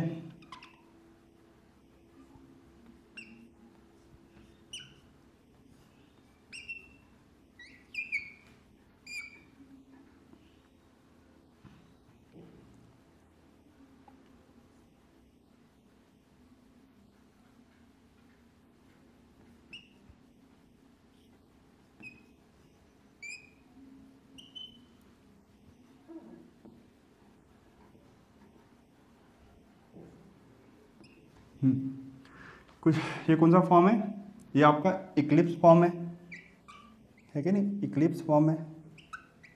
नहीं पहले बताइए टॉर्जिनल एंगल कितना है। टॉर्जिनल एंगल जो है वो 0 है। दो बॉन्ड के बीच का एंगल कितना दिख रहा है आपको, 0 है। फ्रंट कार्बन और बैक कार्बन के बॉन्ड के बीच का एंगल कितना है, 0 है। तो टॉर्जिनल एंगल जो है वो 0 है। अल्फा बताइए फ्रेंड, अल्फा कितना है, 0 है। अब अल्फा क्या है, तो अल्फा जो है ये आपका है angle of rotation, angle of rotation. अभी समझ में आ जाएगा, एंगल ऑफ रोटेशन मतलब आपने कितना डिग्री ये बैक वाले कार्बन को रोटेट किया है। तो अभी हमने क्या रोटेट किया है, नहीं अभी दोनों पीछे है, तो एंगल ऑफ रोटेशन कितना है, 0 है। यहाँ पे थीटा भी 0 है और अल्फा भी 0 है, ठीक है ना। थीटा क्या है, अल्फा क्या है, अलग अलग है। देखो थीटा का मतलब क्या है, टॉर्जिनल एंगल। फ्रंट कार्बन और बैक कार्बन के बीच का जो एंगल है हम उसको बोलते हैं थीटा। और अल्फा क्या होता है कि आपने बैक वाले कार्बन को कितना डिग्री रोटेट किया है। तो अभी हमने बैक वाले कार्बन को 0 डिग्री रोटेट किया है और टॉर्जिनल स्ट्रेन तो हमारा 0 है ही, तो थीटा 0 है इसमें और अल्फा भी 0 है। यहाँ पे ये कौन सा फॉर्म है, ये इक्लिप्स फॉर्म है, इक्लिप्स फॉर्म है, इक्लिप्स है कि नहीं, इक्लिप्स फॉर्म में। यहाँ पे एनर्जी बताइए फ्रेंड, एनर्जी क्या होगा यहाँ पे, मिनिमम होगा या एनर्जी मैक्सिमम होगा। एनर्जी तो हम रिपल्शन से पता करते हैं, यदि रिपल्शन मैक्सिमम तो एनर्जी भी मैक्सिमम। तो यहाँ पे दो बॉन्ड के बीच का डिस्टेंस सबसे कम है, यहाँ पे दो बॉन्ड के बीच का डिस्टेंस सबसे कम है। यदि डिस्टेंस सबसे कम है तो रिपल्सन सबसे ज़्यादा होगा, तो रिपल्सन तो मैक्सिमम है। यदि रिपल्सन मैक्सिमम है तो एनर्जी भी मैक्सिमम। तो यहाँ पे जो एनर्जी भी होगा कैसा होगा फ्रेंड, वो मैक्सिमम होगा, एनर्जी मैक्सिमम, एनर्जी मैक्सिमम, ठीक है, समझ में आया। अब मैं क्या कर रहा हूँ, ये फ्रंट वाले कार्बन को ऐसे ही रहने दे रहा हूँ, बैक वाले कार्बन को मैं 60 डिग्री रोटेट कर रहा हूँ। समझ में आ रहा है, फ्रंट वाले कार्बन को मैं ऐसे ही रहने दे रहा हूँ और बैक वाले कार्बन को 60 डिग्री रोटेट कर रहा हूँ। जैसे देखिए या ये मेरा फ्रंट कार्बन है और ये मेरा बैक कार्बन है, तो फ्रंट कार्बन को मैं ऐसे ही रहने देता हूँ और बैक कार्बन को मैं 60 डिग्री रोटेट कर रहा हूँ, 60 डिग्री रोटेट कर रहा हूँ, ठीक है, समझ में आया। तो मैं बैक कार्बन को 60 डिग्री रोटेट कर रहा हूँ, तो कुछ ऐसा स्ट्रक्चर बन जाएगा। फ्रंट कार्बन तो वैसे ही है, यदि बैक कार्बन को मैं 60 डिग्री रोटेट कर दूँ तो H यहाँ पे H और यहाँ पे H, और ये एंगल कितना आ जाएगा, ये हो जाएगा आपका 60 डिग्री। ये एंगल कितना हो जाएगा, ये एंगल हो जाएगा आपका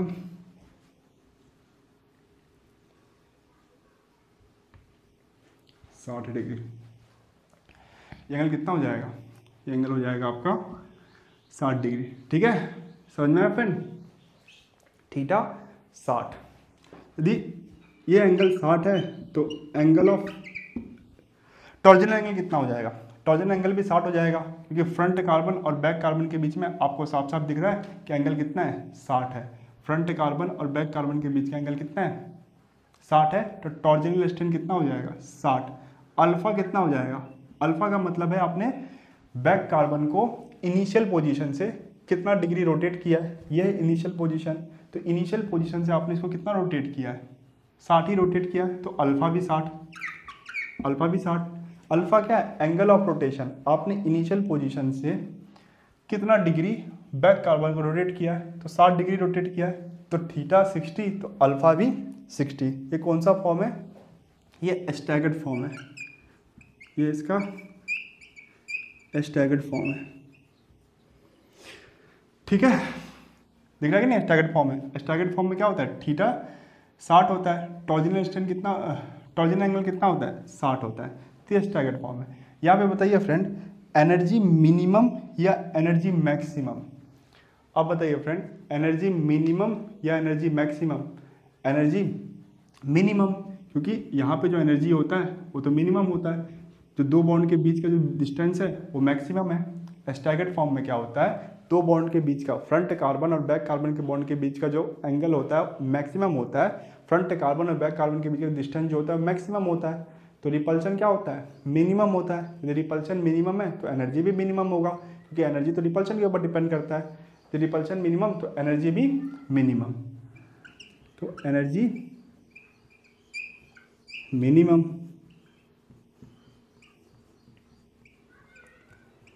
ठीक है, समझ में आया, एनर्जी मिनिमम। समझ में आया ना फ्रेंड, बताइए। तो theta 0, alpha 0 Eclipse, energy minimum. Theta 60, alpha 60 staggered और एनर्जी मिनिमम, ठीक है। चलिए यहीं पे बनाते चलो। अब मैं क्या कर रहा हूं कि इसको 60 डिग्री और रोटेट कर रहा हूं। मतलब देखो अभी ऐसे हो चुका है, अब इसको मैं 60 और रोटेट कर रहा हूं। पहले फ्रंट और बैक कार्बन के बॉन्ड के बीच का एंगल 0 था, 60, अब मैं 60 और रोटेट कर रहा हूँ। मतलब इसी को आगे 60 और रोटेट कर रहा हूँ, तो ये बॉन्ड इसके पीछे आ जाएगा, ये बॉन्ड इसके पीछे आ जाएगा। सोचिए 60 डिग्री रोटेट करूंगा तो ये बॉन्ड इसके पीछे नहीं आ जाएगा, ये बॉन्ड इसके पीछे नहीं आ जाएगा, ये बॉन्ड इसके पीछे नहीं आ जाएगा, आ जाएगा। तो फिर से स्ट्रक्चर कुछ ऐसे बनेगा। जैसे सोचिए फ्रंट कार्बन तो ऐसा ही रहेगा,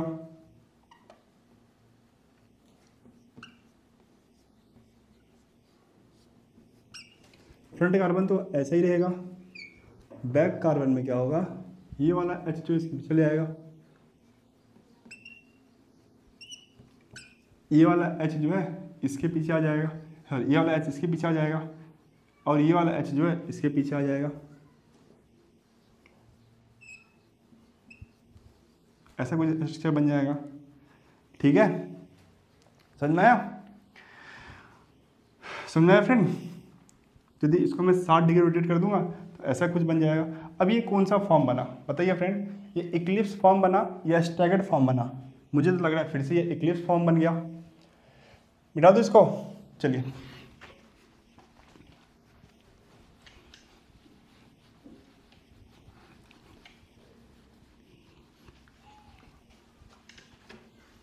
फिर से ये एक इक्लिप्स फॉर्म बन गया, है कि नहीं। यहाँ पे थीटा कितना है, टॉर्जिनल स्ट्रेन कितना है, 0 है। यहाँ पे टॉर्जिनल स्ट्रेन कितना है, 0 है। दो बॉन्ड के बीच का जो एंगल है वो कितना है, 0 है। टॉर्जिनल स्ट्रेन जो है 0 है। अल्फा बताइए फ्रेंड, अल्फा, क्या अल्फा भी 0 है?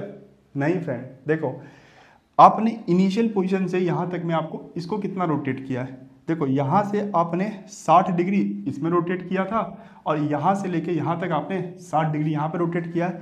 तो यहाँ पे आपने 120 डिग्री पर रोटेट कर दिया है।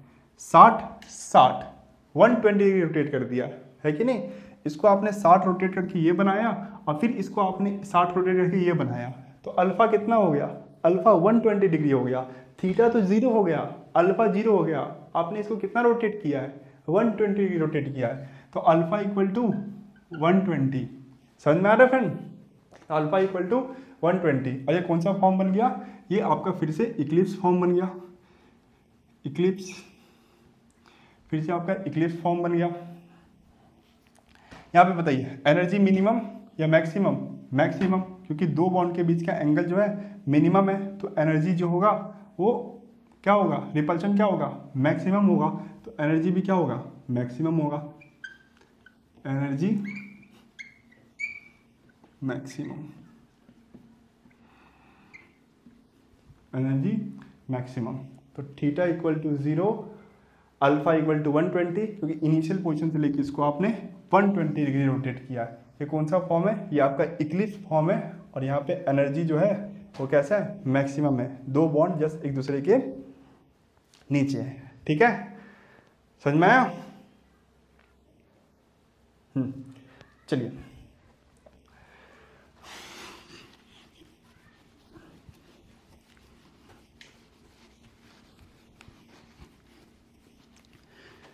यदि मैं इसको 60 और रोटेट कर दूँ, यदि मैं इसको 60 और रोटेट कर दूँ तो ये जो बॉन्ड इसके जस्ट पीछे था अब आगे आ जाएगा। जैसे देखो 60 60 120 और फिर 60, ऐसे 60 120 फिर 60, तो ऐसा कुछ बनेगा। पहले तो फ्रंट कार्बन ऐसे ही रहेगा,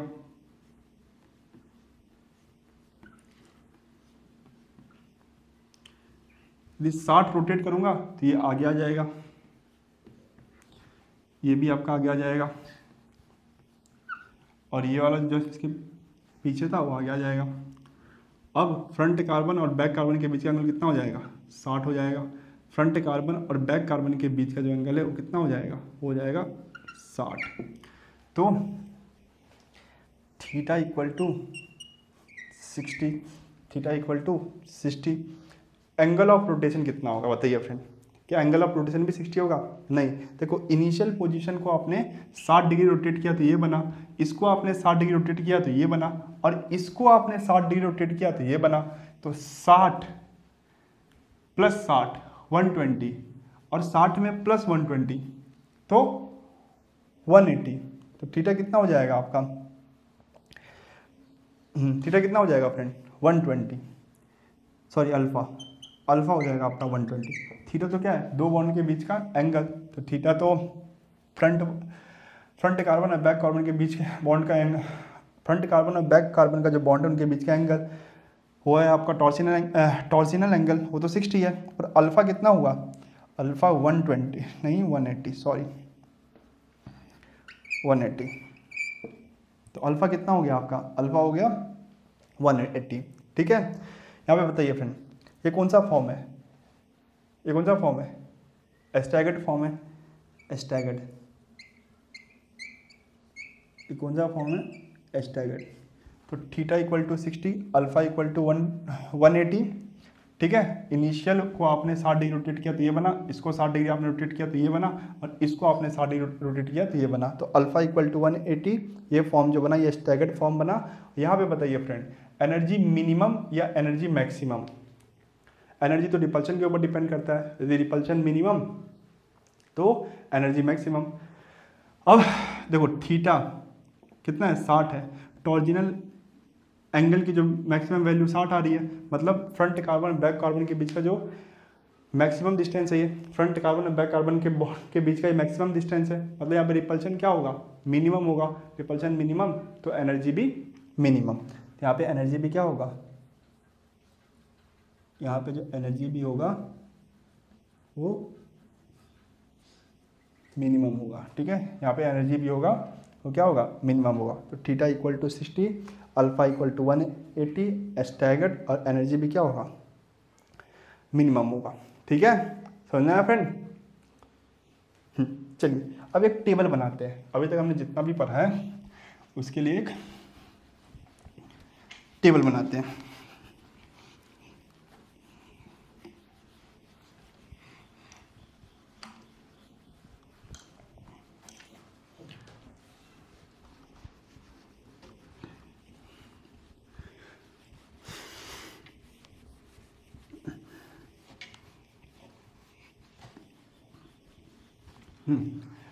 देखिए अल्फा थीटा फॉर्म्स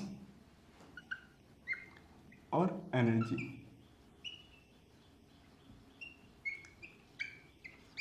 अल्फा जब जीरो हो, मतलब एंगल ऑफ रोटेशन जीरो हो, तो उस केस में आपका थीटा भी कितना आना था? जीरो आया था। चेक कीजिए, जब अल्फा जीरो था तो थीटा भी जीरो था, और कौन सा फॉर्म था? इक्लिप्स। इक्लिप्स। और यहाँ पे एनर्जी कैसा था? मैक्सिमम। यहाँ पे एनर्जी क्या था आपका? मैक्सिमम। चेक कीजिए, जब अल्फा जीरो था तब थीटा भी जीरो था, यदि एंगल ऑफ रोटेशन जीरो था तो टॉर्जिनल एंगल भी जीरो था, और कौन सा फॉर्म बन के आया था? इक्लिप्स फॉर्म बन के आया था, और उसमें एनर्जी क्या था? मैक्सिमम था, क्योंकि रिपल्शन भी मैक्सिमम था। जब आपका अल्फा 60 हो गया, एंगल ऑफ रोटेशन 60 हो गया, तो टॉर्जिनल एंगल कितना आया था? 60 ही आया था। कौन सा फॉर्म बन के आया था? एस्टैगर्ड फॉर्म बन के आया था। उस केस में एनर्जी कैसा था? मिनिमम था। एनर्जी कैसा था, मिनिमम था, क्योंकि दो बॉन्ड के बीच का डिस्टेंस जो था मैक्सिमम था, रिपल्शन मिनिमम था, तो एनर्जी भी मिनिमम था।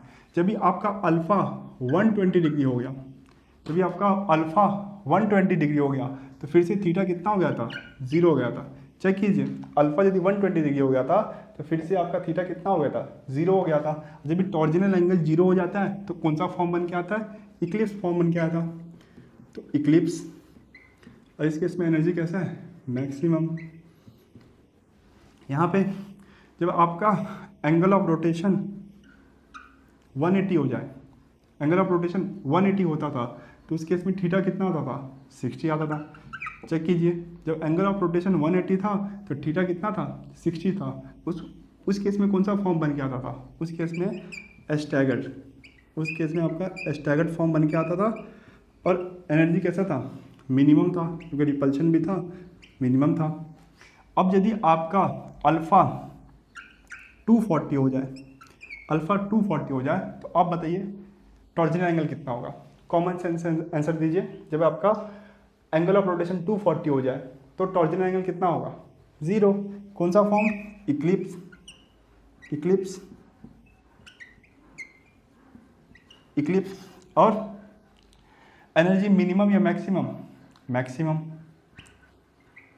और बताइए जब 300 हो जाए, जब 300 हो जाए तो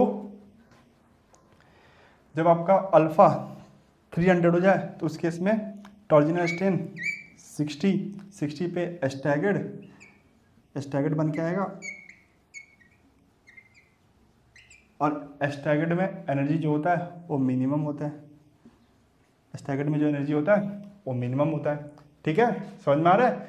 जब अल्फ़ा 0 तो theta 0, Eclipse energy maximum, 60 staggered minimum, 120 फिर 0, क्योंकि थीटा की जो मैक्सिमम वैल्यू है 0 से 60 ही हो सकता है। तो यहाँ से भी पता चल रहा है थीटा की मैक्सिमम वैल्यू है 0 से लेके 0 हो सकता है या तो 60 हो सकता है, 0 से लेके 60 तक हो सकता है। ठीक है, 0 में आपका इक्लिप्स और 60 में स्टैगर्ड, बाकी इसके बीच में कोई भी एंगल आ रहा तो स्क्यू।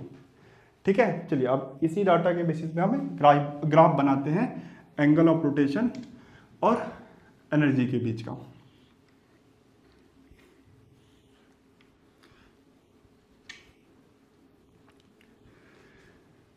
ये आपका एनर्जी है वाई एक्सिस में, और ये आपका मैक्सिमम एनर्जी है ई मैक्स,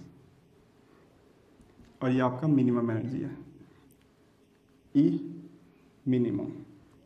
ठीक है, ये आपका 0, ये आपका 60, अल्फ़ा 60, अल्फ़ा 60 120, यहाँ पे 180 और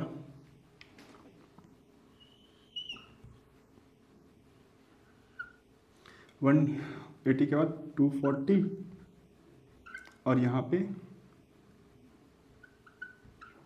300। ये क्या आपका alpha, alpha angle of rotation, angle of rotation.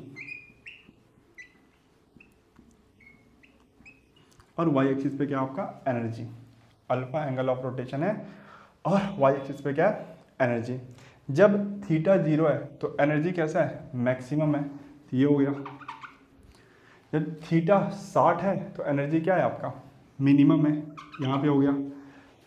उसके बाद जब थीटा 120 है तो एनर्जी क्या है, मैक्सिमम है, तो 120 पे फिर से ही है। उसके बाद 180 पे थीटा 180 पे क्या एनर्जी, मिनिमम है, तो फिर से ही है। 220 पे देखिए मैक्सिमम, तो यहाँ पे है मैक्सिमम, और 300 पे फिर मिनिमम, तो ये रहा मिनिमम। अब इसको यदि हम ग्राफ बनाएंगे तो ऐसा कुछ बन के आएगा।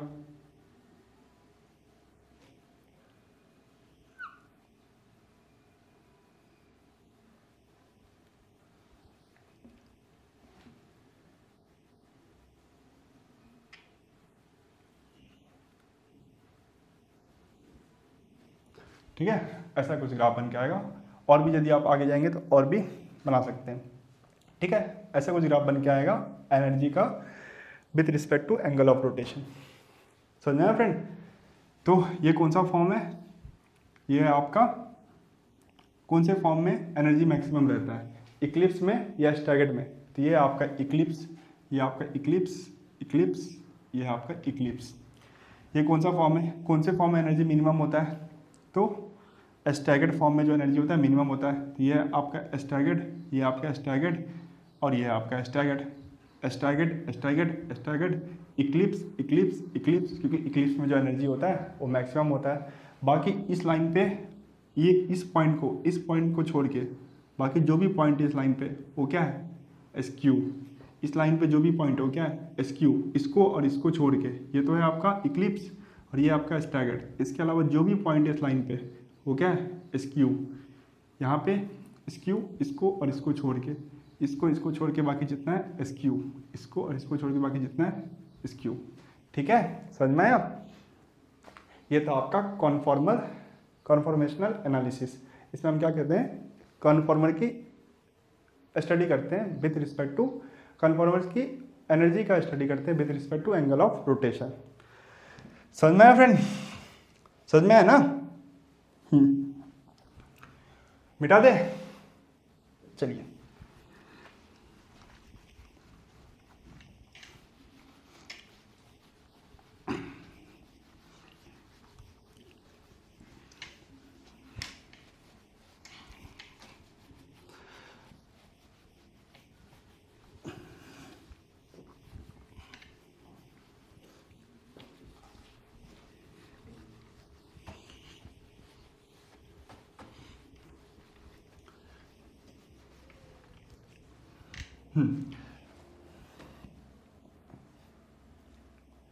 तो फ्रेंड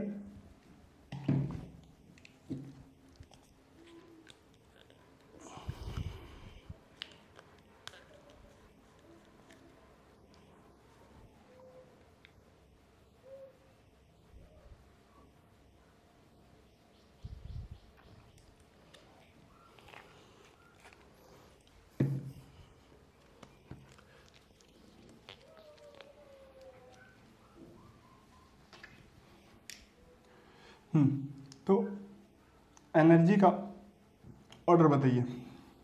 एनर्जी के ऑर्डर में सबसे आगे कौन होता है? सबसे ज़्यादा एनर्जी किसका होता है? इक्लिप्स का होता है। सबसे ज़्यादा एनर्जी जो होता है वो इक्लिप्स का होता है। उसके बाद एसक्यू और फिर स्टैगर्ड। स्टैगर्ड का सबसे कम एनर्जी होता है, स्टैगर्ड, है कि नहीं? ये होता है एनर्जी। स्टेबिलिटी बताइए फ्रेंड। जिसकी एनर्जी ज़्यादा उसकी स्टेबिलिटी कम, मतलब इक्लिप्स की जो एनर्जी सबसे ज़्यादा है इसलिए इक्लिप्स की जो एनर्जी होगा उस स्टेबिलिटी सबसे कम होगा।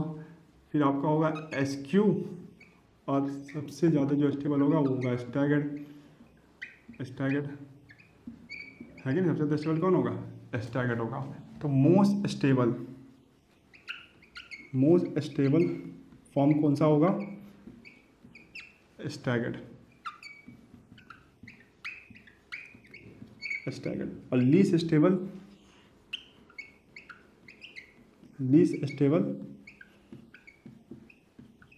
Eclipse. Least stable form eclipse, क्योंकि इक्लिप्स में एनर्जी जो होता है सबसे ज़्यादा होता है। समझ में इतना फ्रेंड? बताइए। मोस्ट स्टेबल स्टैगर्ड और लीस्ट स्टेबल इक्लिप्स। जैसे देखिए CH3CCl3, इसमें आप क्या कीजिए, इसका मोस्ट स्टेबल और लीस्ट स्टेबल फॉर्म बना के दिखाइए। मोस्ट स्टेबल और लीस्ट स्टेबल, तो मोस्ट स्टेबल फॉर्म कौन सा होगा? स्टैगर्ड। और लीस्ट स्टेबल फॉर्म कौन सा होगा? इक्लिप्स। स्टैगर्ड में क्या होगा? थीटा जो होगा आपका वो जो होगा वो कितना होगा? 60 होगा।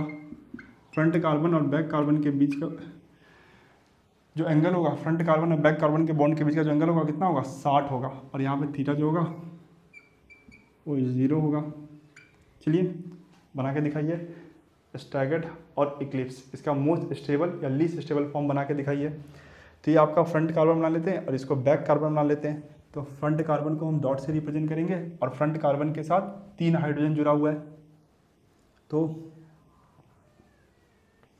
1 2 3, बैक कार्बन को हम सर्कल से रिप्रेजेंट करते हैं, है ना, बैक कार्बन को सर्कल से रिप्रेजेंट करते हैं, और इसके साथ 3 क्लोरीन जुड़ा हुआ है, Cl Cl और Cl, और यहाँ पे थीटा कितना है, यहाँ पे थीटा 60 है। तो ये कौन सा फॉर्म हो गया बताइए फ्रेंड, ये कौन सा फॉर्म हो गया, ये हो गया आपका स्टैगर्ड फॉर्म, है कि नहीं, ये कौन सा फॉर्म हो गया, ये हो गया आपका स्टैगर्ड फॉर्म। बताइए मोस्ट स्टेबल फॉर्म बन के आया, और इसका लीस्ट स्टेबल फॉर्म बताइए। तो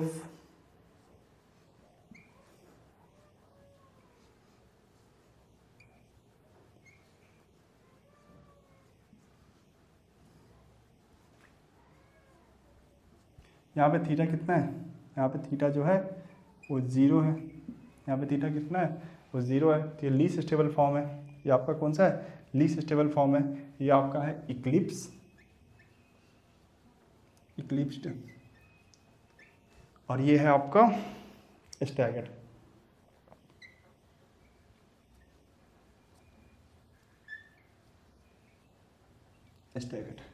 ठीक है, समझ में, इसका मोस्ट स्टेबल फॉर्म ये है, और इसका लीस्ट स्टेबल फॉर्म जो है ये है। समझ में आया फ्रेंड। ऐसे करके यदि आपको पूछे कि मोस्ट स्टेबल या लीस्ट स्टेबल फॉर्म बनाइए इथेन का, तो बना लेंगे। और ये अब सीखेंगे ब्यूटेन का कैसे बनाते हैं, प्रोपेन का कैसे बनाते हैं। तो यदि इथेन का मोस्ट स्टेबल और लीस्ट स्टेबल फॉर्म पूछे, या इक्लिप्स, स्टैगर्ड और SQ के बीच का एंगल पूछे, या इनका एनर्जी भी पूछे, तो एनर्जी बता लेंगे, ग्राफ बना लेंगे, एनर्जी का एंगल ऑफ रोटेशन के साथ ग्राफ बना लेंगे ना। चलिए, मैं पूरा उम्मीद कर रहा हूँ कि आपको समझ में आ रहा है।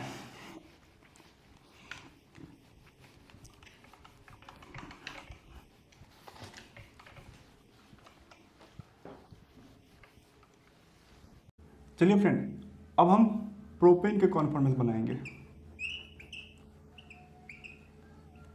प्रोपेन तो क्या होता है, प्रोपेन CH3 CH2 और CH3, यही होता है आपका प्रोपेन।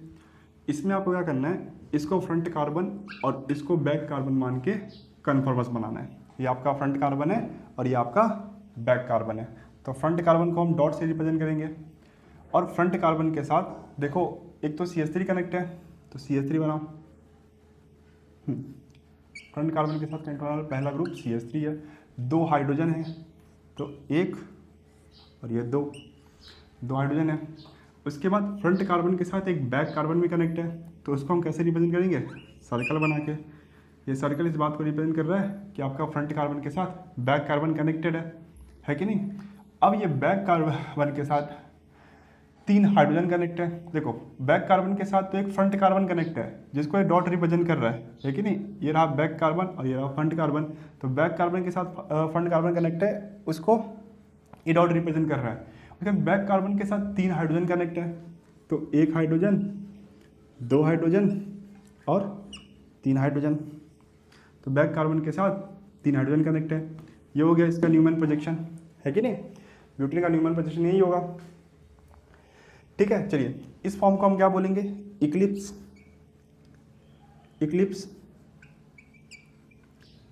है कि नहीं। ये आपका इक्लिप्स हो गया। अब यदि मैं इसको 60 डिग्री रोटेट कर दूं, बैक वाले कार्बन को, फ्रंट कार्बन को वैसे ही रहने दो, और बैक वाले कार्बन को 60 डिग्री रोटेट कर दो, तो क्या बन के आएगा,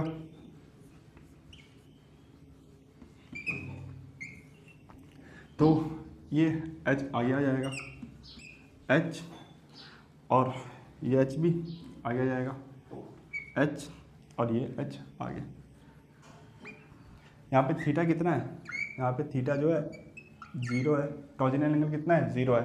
यहाँ पे टॉर्जिनल एंगल कितना है 60 है, यहाँ पे टॉर्जिनल एंगल जो है वो कैसा है 60 है।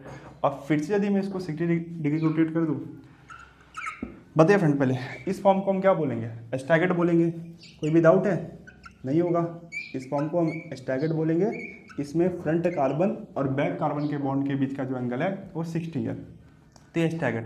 और फिर यदि मैं इसको 60 डिग्री रोटेट कर दूँ, तो कुछ ऐसा से बन के आएगा CH3 H H, देखो ये H इसके पीछे चले जाएगा और ये H इसके पीछे चले जाएगा और ये H जो है इसके पीछे चले जाएगा, है कि नहीं? यही बन के आएगा। यहाँ पे थीटा फिर से 0 हो गया, थीटा जो है 0 हो गया। टॉर्जिनल एंगल यहाँ पे 0 है, दोनों बॉन्ड एक दूसरे के जस्ट पीछे है, फ्रंट कार्बन के बॉन्ड और बैक कार्बन का बॉन्ड जो है एक दूसरे के पैरेलल है, तो यहाँ पे थीटा कितना है? 0 है। और इस फॉर्म को हम क्या बोलेंगे? इक्लिप्स, इक्लिप्स, ठीक है। तो यहाँ पे भी दो ही फॉर्म बन के आ रहा है, इक्लिप्स और स्टैगर्ड, इक्लिप्स और स्टैगर्ड। अब इक्लिप्स को 60 डिग्री घुमाओगे तो स्टैगर्ड बनेगा, 60 डिग्री स्टैगर्ड को घुमाओगे तो फिर क्या बनेगा? इक्लिप्स बनेगा। फिर आप इक्लिप्स को 60 डिग्री घुमाओगे तो क्या बनेगा? स्टैगर्ड बनेगा। फिर स्टैगर्ड को 60 डिग्री घुमाओगे क्या बनेगा? इक्लिप्स बनेगा। तो यहाँ पे भी दो ही फॉर्म बन के आ रहा है, इक्लिप्स और स्टैगर्ड, ठीक है। समझ आया फ्रेंड? चलिए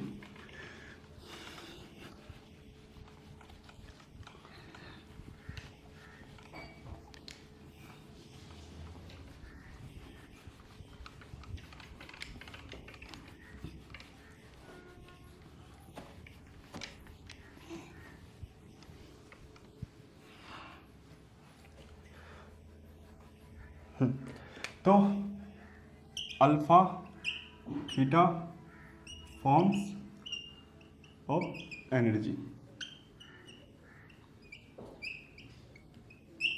एनर्जी जब अल्फा 0 है तो थीटा 0 है, जब एंगल ऑफ रोटेशन 0 तो टॉर्जिनल स्ट्रेन भी 0।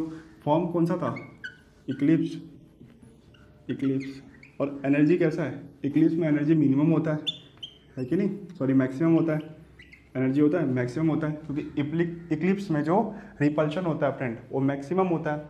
दो बॉन्ड जस्ट एक दूसरे के पीछे होते हैं, उनके बीच में डिस्टेंस ज़्यादा कुछ नहीं होता है, बहुत कम डिस्टेंस होता है, जिसके कारण उनके बीच में रिपल्शन क्या होता है? सबसे ज़्यादा होता है। तो इक्लिप्स में क्या होता है?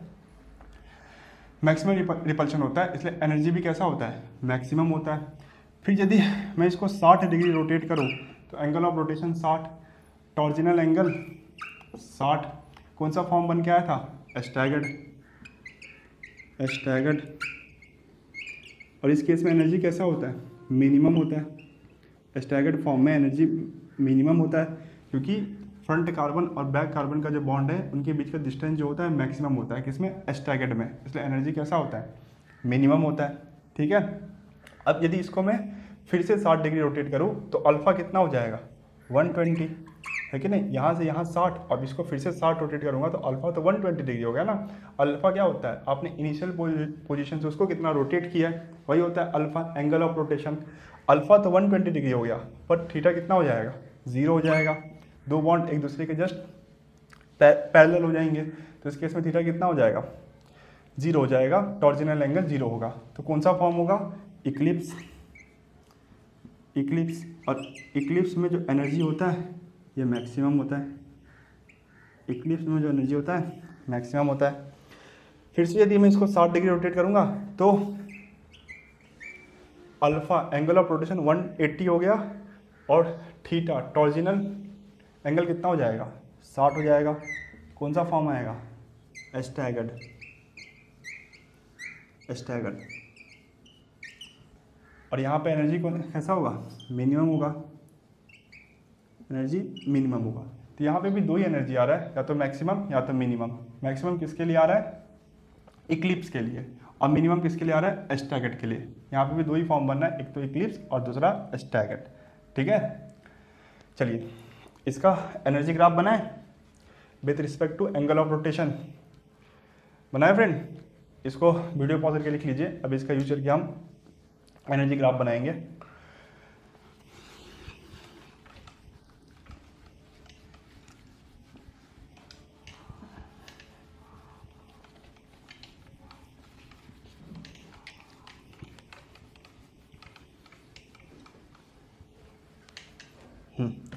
तो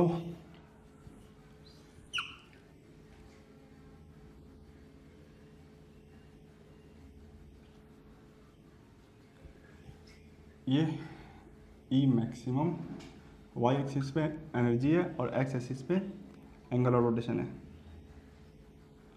ये मिनिमम, ये आपका 0, 60,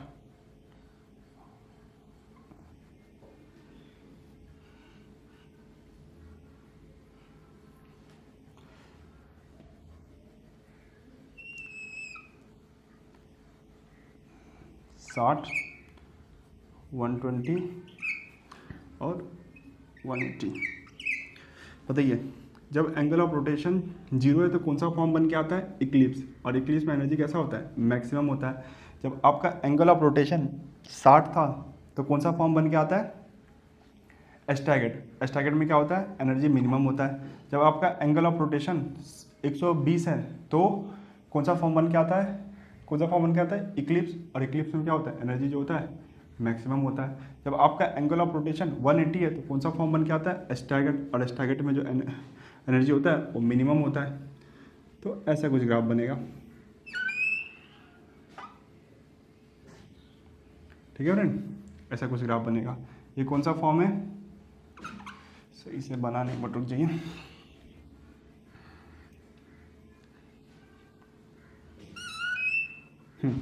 ये कौन सा फॉर्म है, ये आपका स्टैगर्ड है, ये इक्लिप्स है, ये स्टैगर्ड है, ये स्टैगर्ड है। ये जो बॉटम वाले पॉइंट है इसको रिप्रेजेंट कर रहा है स्टैगर्ड, स्टैगर्ड, ठीक है। ये क्या आपका, ये आपका इक्लिप्स है। और इसके अलावा इस ग्राफ पे जो भी पॉइंट है वो किसको रिप्रेजेंट करेगा, स्क्यू को। यहाँ से लेकर यहाँ तक में ये इक्लिप्स है, ये स्टैगर्ड है, बाकी कोई भी पॉइंट जो क्या है स्क्यू है। यहाँ से लेकर यहाँ तक ये इक्लिप्स है, ये स्टैगर्ड है, बाकी कोई भी पॉइंट है वो क्या है आपका स्क्यू है।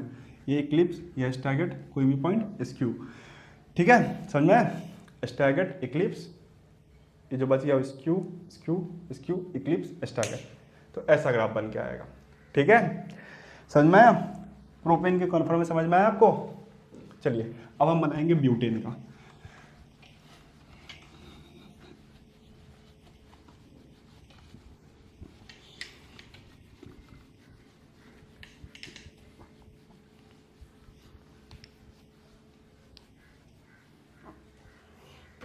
ब्यूटेन,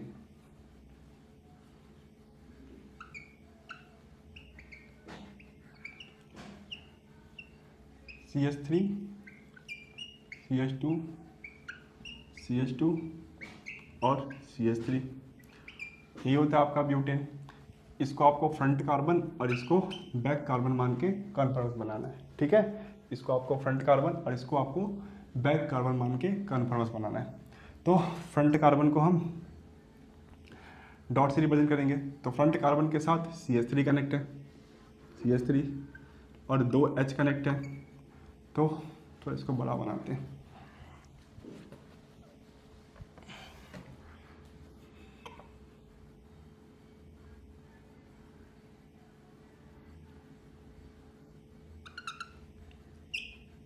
CH3, उसके बाद H और H, फ्रंट कार्बन के साथ एक CH3 कनेक्ट है, 2 H कनेक्ट है।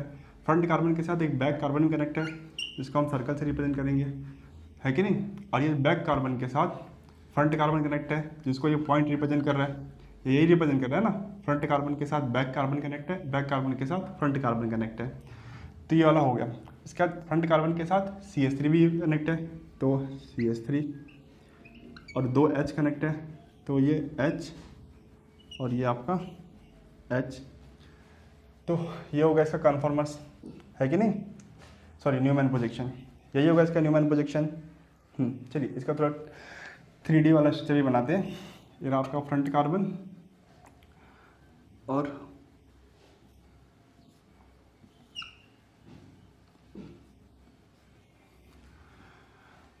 फ्रंट कार्बन के साथ CH3 कनेक्ट है, तो C और CH3 और 2 H कनेक्ट है। बैक कार्बन के साथ भी आपका CH3 कनेक्ट है, C और 2 हाइड्रोजन कनेक्ट है। समझ में आया फ्रेंड? यही होगा ना इसका 3D स्ट्रक्चर। तेरा फ्रंट कार्बन के साथ बैक कार्बन कनेक्ट है, ठीक है। फ्रंट कार्बन के साथ एक CH3 कनेक्ट है, ठीक है। फ्रंट कार्बन के साथ 2H कनेक्ट है, ठीक है। बैक कार्बन के साथ 2H कनेक्ट है, ठीक है। एक CH3 कनेक्ट है।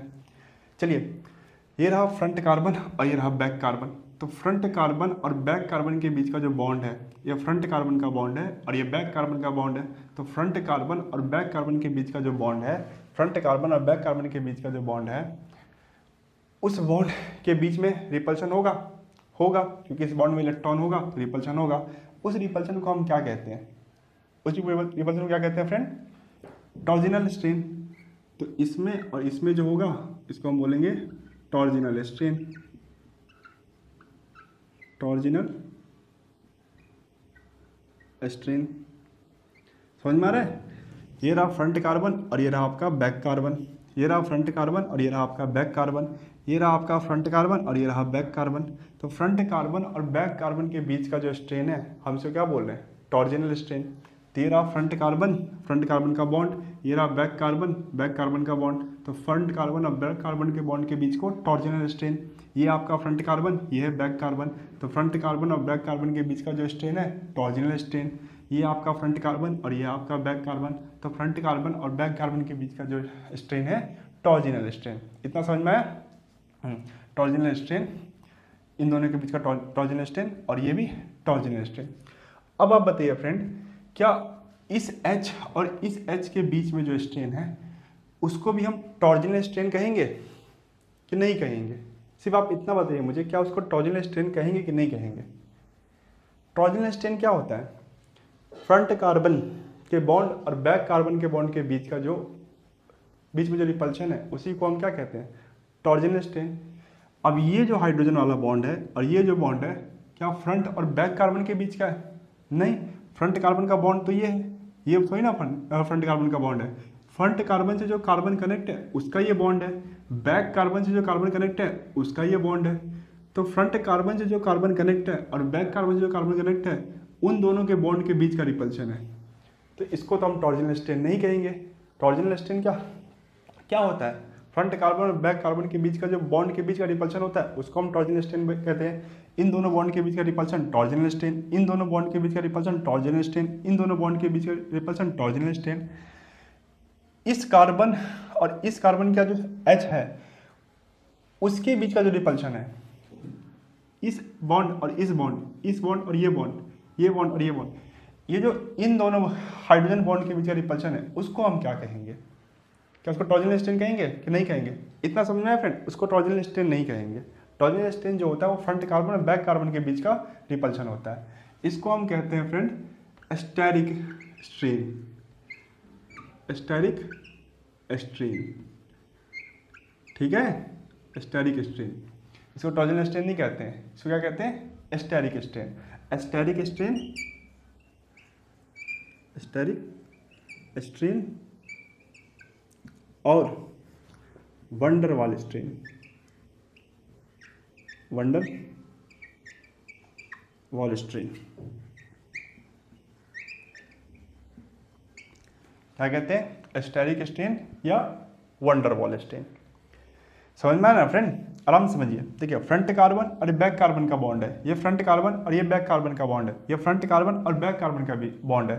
तो इन बॉन्ड के बीच के रिपल्शन को तो हम टॉर्जिनल स्ट्रेन बोल रहे हैं, पर इन बॉन्ड के बीच के रिपल्शन को हम टॉर्जिनल स्ट्रेन नहीं बोल सकते क्योंकि ये बॉन्ड जो है फ्रंट और बैक कार्बन का नहीं है। फ्रंट कार्बन से जो कार्बन कनेक्ट है उसका बॉन्ड है और बैक कार्बन से जो कार्बन कनेक्ट है उसका बॉन्ड है। तब इसको बोलते हैं स्टेरिक स्ट्रेन। स्टेरिक स्ट्रेन, इसमें भी तो रिपल्शन होगा ही नहीं होगा? ये दोनों बॉन्ड में रिपल्शन तो होगा ही, बॉन्ड है तो रिपल्शन होगा ही। तो इसको बोलते हैं हम स्टेरिक स्ट्रेन या वंडर वॉल स्ट्रेन। ये जो स्टेरिक स्ट्रेन है, वंडर वॉल स्ट्रेन है, ये वीक होता है as compare to torsional strain. Torsional strain, torsional strain बड़ा स्ट्रेन होता है, ये छोटा स्ट्रेन होता है। क्यों? देखो, जैसे जैसे आगे जाएंगे तो डिस्टेंस बढ़ते जाएगा ना, मतलब इसका इससे डिस्टेंस ज़्यादा है, इसका इससे डिस्टेंस कम है। जहाँ पे डिस्टेंस कम वहाँ पे स्ट्रेन ज़्यादा, तो यहाँ पे डिस्टेंस कम है और जैसे जैसे हम आगे जाएंगे डिस्टेंस बढ़ते जाएगा, डिस्टेंस बढ़ते जाएगा तो स्ट्रेन कम होता जाएगा। तो जो टॉर्जिनल स्टेरिक स्ट्रेन या वंडर वॉल स्ट्रेन है वो वीक होता है as compare to torsional strain. ठीक है, इतना समझ में आया फ्रेंड, बताइए समझ में आया? तो ब्यूटेन में हमें दो टाइप के स्ट्रेन देखने को मिलते हैं। एक तो आपका नॉर्मल टॉर्जिनल स्ट्रेन जो कि फ्रंट कार्बन और बैक कार्बन के बॉन्ड के बीच का होता है। एक और स्ट्रेन देखने को मिलता है जिसको हम बोलते हैं स्टेरिक स्ट्रेन और वंडरवॉल स्ट्रेन। जो स्टेरिक स्ट्रेन और वंडरवॉल स्ट्रेन होता है वो फ्रंट कार्बन से जुड़े हुए कार्बन और बैक कार्बन से जुड़े हुए जो कार्बन है उनके बॉन्ड के बीच का स्ट्रेन होता है। ठीक है, चलिए मिटा दे इसको।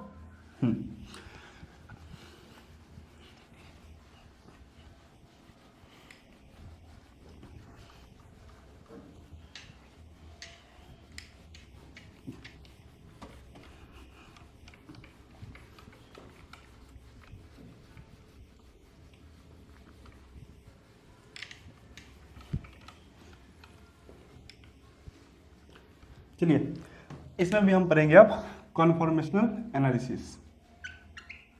Conformational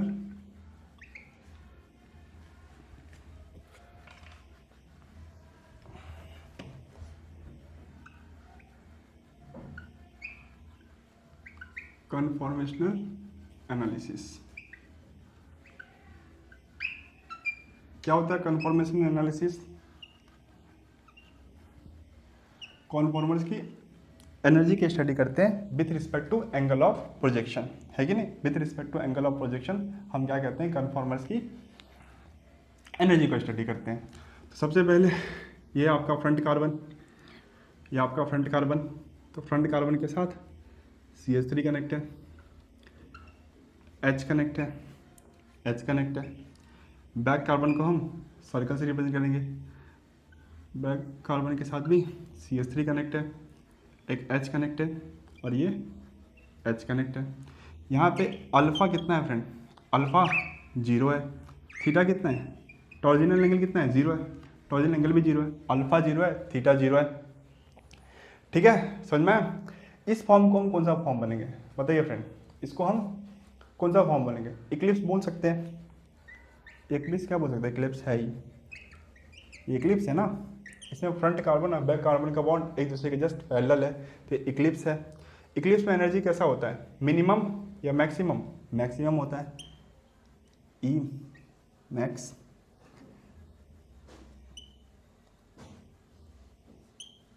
E max.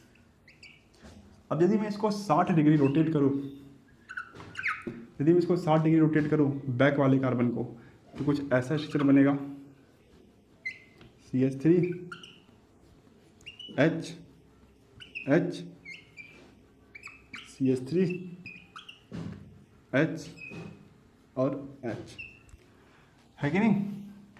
ये कौन सा होगा? ये कौन सा फॉर्म है? ये स्टैगर्ड फॉर्म है।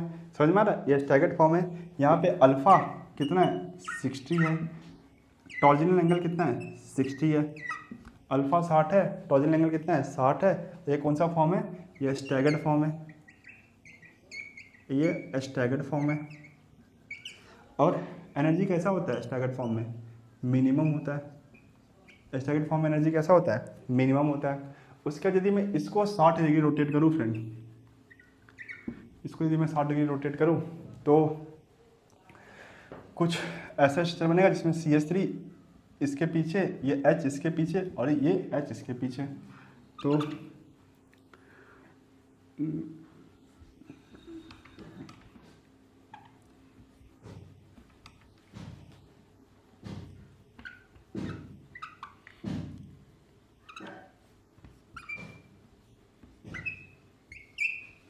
यदि मैं 60 रोटेट करूँगा तो CH3 इसके पीछे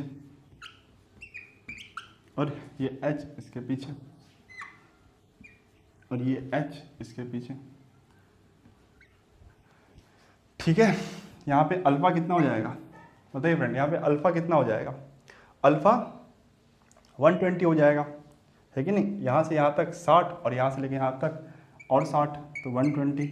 यहाँ पे थीटा कितना हो जाएगा फ्रेंड बताइए? थीटा टॉर्जिनल एंगल कितना होगा? 0, साफ साफ दिख रहा है। ये कौन सा फॉर्म होगा? ये भी इक्लिप्स है, ये भी इक्लिप्स है, ये भी इक्लिप्स है और यहाँ पे भी एनर्जी कैसा होगा, मैक्सिमम होगा। एनर्जी जो होगा वो मैक्सिमम होगा। समझ में आ रहा है फ्रेंड ना, बताइए। चलिए अब इसको यदि मैं 60 डिग्री और रोटेट करूँ, इसको यदि मैं 60 डिग्री और रोटेट करूँ, कहाँ बनाऊँ, यहाँ बनाता हूँ। चलो यदि फ्रेंड मैं इसको 60 डिग्री और रोटेट करूँ तो देखो कुछ ऐसा स्ट्रक्चर बन के आएगा जिसमें CH3 आगे आ जाएगा, CH3 H H, यहाँ पे होगा CH3, इसके बाद ये H आगे आ जाएगा H, और ये H आगे आ जाएगा। ऐसा ही बनेगा ना, देखिए जरा। यहाँ पे अल्फ़ा बताइए, तो अल्फ़ा आ चुका है 180, कोई डाउट। इसको भी 60 डिग्री घुमाऊंगा तो अल्फ़ा कितना हो जाएगा 180, 60 हो गया अल्फ़ा, 120 हो गया, 180 हो गया। थीटा कितना हो जाएगा, थीटा हो जाएगा 60। यहाँ पे टॉर्जिनल एंगल कितना है 60 है ना, फ्रंट कार्बन और बैक कार्बन के बीच का एंगल कितना है 60। कौन सा फॉर्म है, स्टैगर्ड फॉर्म है, स्टैगर्ड फॉर्म है। और यहाँ पे भी एनर्जी कैसा होगा, एनर्जी मैक्सिमम होगा कि मिनिमम होगा, एनर्जी मिनिमम होगा, क्योंकि स्टैगर्ड फॉर्म में एनर्जी जो होता है मिनिमम होता है। ठीक है, ये आपका इक्लिप्स है, ये आपका इक्लिप्स है, ये आपका स्टैगर्ड है, और ये आपका स्टैगर्ड है। अभी तक कोई भी डाउट है फ्रेंड, बताइए। क्या अभी तक आपको कोई भी डाउट है, नहीं होगा है कि नहीं। Eclipse Eclipse staggered staggered.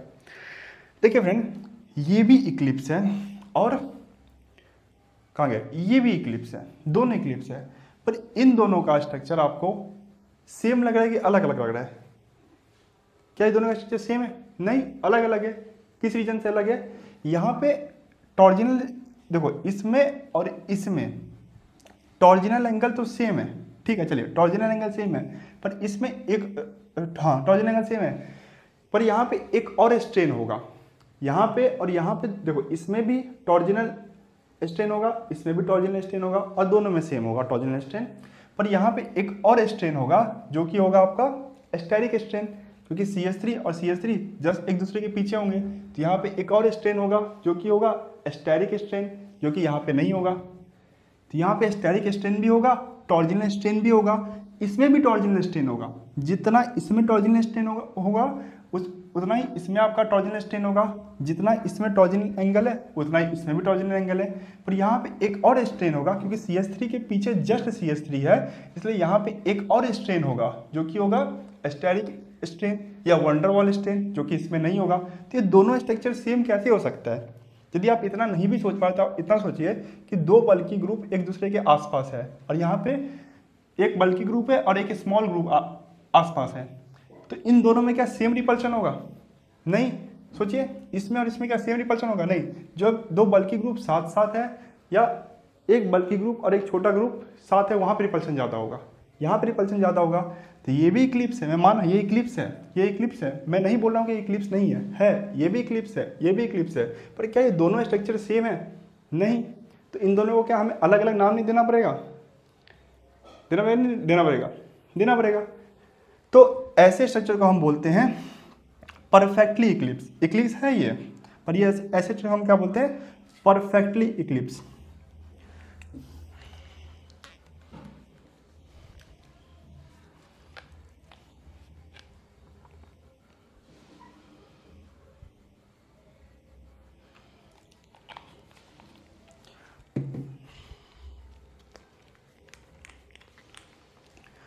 तो इसको हम बोलते हैं परफेक्टली इक्लिप्स, परफेक्टली या फुल्ली इक्लिप्स, परफेक्टली या फुल्ली इक्लिप्स, परफेक्टली या फुल्ली इक्लिप्स। इसको हम बोलते हैं पार्शियल इक्लिप्स। क्या बोलते हैं, पार्शियल इक्लिप्स, पार्शियली इक्लिप्स। दोनों इक्लिप्स है, मैं आपकी बातों को मान लिया, दोनों इक्लिप्स है, पर ये परफेक्टली इक्लिप्स है, जहाँ पे CH3 के पीछे जब CH3 है, यहाँ पे CH3 के पीछे H है। तो ऐसे इक्लिप्स को हम बोलते हैं परफेक्टली या फुल्ली इक्लिप्स। ऐसे इक्लिप्स को हम क्या बोलते हैं, पार्शियल इक्लिप्स। ठीक है, सिमिलरली इसमें देखिए देखो ये भी स्टैगर्ड है, ये भी स्टैगर्ड है, ठीक है, दोनों स्टैगर्ड है, ये भी स्टैगर्ड है, ये भी स्टैगर्ड है। पर इसको देखिए और इसको देखिए, क्या दोनों आपको सेम लग रहा है? ये स्ट्रक्चर और ये स्ट्रक्चर आपको सेम लग रहा है? नहीं, देखो यहाँ पे CH3 और CH3 के बीच का जो डिस्टेंस है वो कम है, यहाँ पे CH3 और CH3 के बीच का डिस्टेंस जो है ज़्यादा है। बाकी सब कुछ सेम है। देखो यहाँ पे भी टॉर्जिनल एंगल 60 है, यहाँ पे भी टॉर्जिनल एंगल 60 है, ठीक है। यहाँ पे भी क्या है, टॉर्जिनल स्ट्रेन सेम होगा, जितना इसमें टॉर्जिनल स्ट्रेन होगा उतना ही इसमें भी टॉर्जिनल स्ट्रेन। पर यहाँ पे स्टेरिक स्ट्रेन जो होगा फ्रेंड वो ज़्यादा होगा, और यहाँ पे स्टेरिक स्ट्रेन जो होगा कम होगा, क्योंकि इस कार्बन के बॉन्ड और इस कार्बन के बॉन्ड पास पास है, यहाँ पे इस कार्बन के बॉन्ड दूर दूर है। तो ये भी स्टैगर्ड है, ये भी स्टैगर्ड है, पर ये दोनों स्ट्रक्चर जो है अलग है, इसलिए हमें इसको भी एक अलग नाम देना पड़ेगा, दोनों को अलग नाम देना पड़ेगा। तो इसको हम बोलते हैं गॉच। गॉच स्टैगर्ड ही है, ये भी स्टैगर्ड है, वो भी स्टैगर्ड है, तो इसको हमने नाम दिया है गॉच, और इसको हमने नाम दिया है एंटी। इसको हमने क्या नाम दिया है? एंटी। दोनों स्टैगर्ड फॉर्म है, पर ये गॉच स्टैगर्ड फॉर्म है और ये एंटी स्टैगर्ड फॉर्म है। समझ में आया? ये गॉच स्टैगर्ड फॉर्म है और ये एंटी स्टैगर्ड फॉर्म है।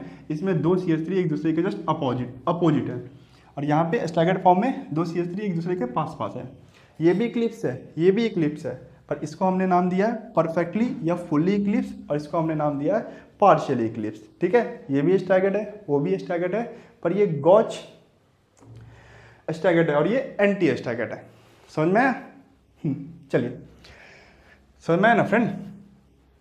चलिए, अब इस सब के एनर्जी को मैं, इसके एनर्जी को मैं E1 बोल देता हूँ, इसके एनर्जी को मैं E2 बोल देता हूँ, और इसके एनर्जी को मैं E3 बोल देता हूँ, और इसके एनर्जी को मैं E4 बोल देता हूँ। चारों एनर्जी का नाम लिख देता हूँ। इसकी एनर्जी पार्शियली या फुल्ली एक्लिप्स की जो एनर्जी है वो E1 है। स्टैगर्ड में गॉच वाले स्टैगर्ड की जो एनर्जी है वो E2 है। उसके बाद पार्शियली एक्लिप्स की जो एनर्जी है वो E3 है, और एंटी स्टैगर्ड में जो एंटी फॉर्म है उसकी जो एनर्जी है वो E4 है। तो बताइए इन सब में से किसकी एनर्जी सबसे ज़्यादा होगी या किसकी एनर्जी सबसे कम होगी? इसकी एनर्जी का ऑर्डर बताइए। चलिए, सबसे पहले देखिए फ्रेंड, एनर्जी मैक्सिमम किस में है? इक्लिप्स में एनर्जी मैक्सिमम है, और जो आपका स्टैगर्ड है उसमें एनर्जी मिनिमम है। इक्लिप्स में जो एनर्जी है वो मैक्सिमम है, और जो आपका स्टैगर्ड फॉर्म है उसमें एनर्जी मिनिमम है, ठीक है नहीं? ये आपका स्टैगर्ड फॉर्म है, इसमें एनर्जी मिनिमम है। ये आपका स्टैगर्ड फॉर्म है, इसमें एनर्जी मिनिमम है। ये आपका इक्लिप्स फॉर्म है, इसमें एनर्जी मैक्सिमम है, और ये आपका इक्लिप्स फॉर्म है, इसमें एनर्जी मैक्सिमम है। तो एनर्जी मिनिमम किस में है? गॉच में और एंटी में। तो गॉच की एनर्जी को हमने बोला E2, और एंटी की एनर्जी को बोला है हमने E4। इसका मतलब क्या है कि E4 और E2 की जो एनर्जी है, E4 और E2 की जो एनर्जी है वो कम है किससे? E1 और E3 से। E1 और E3 से। इतना समझ में आया फ्रेंड?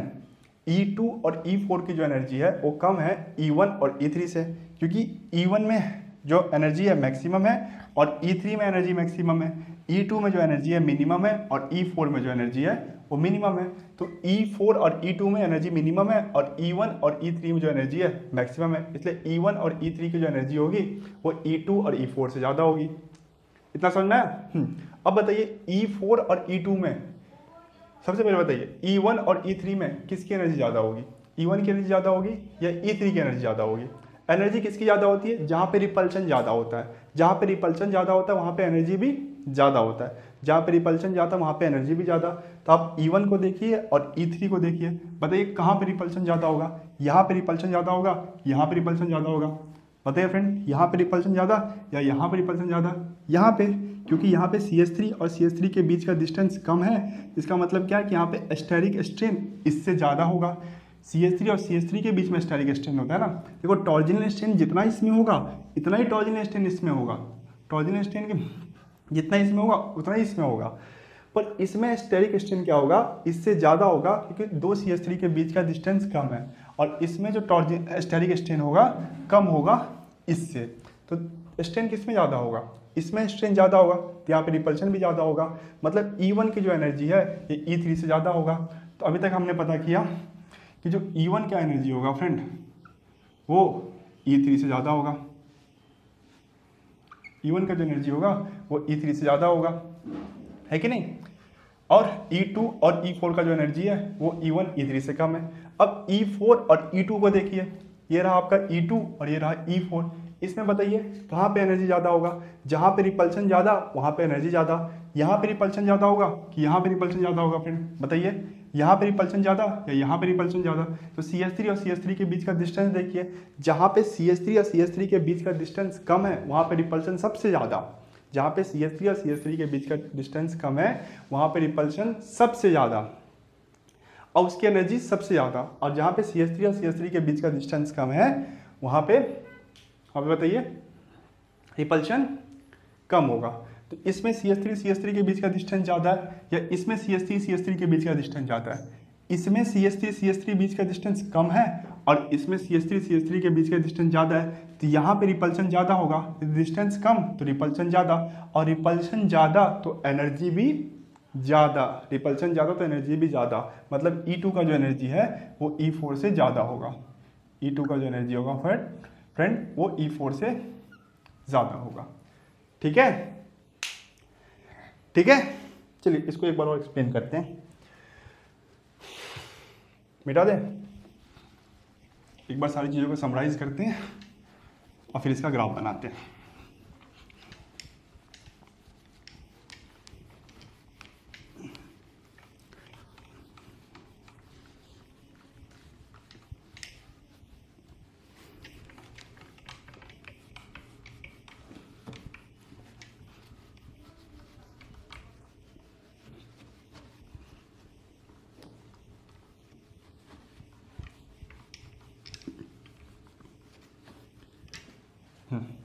चलिए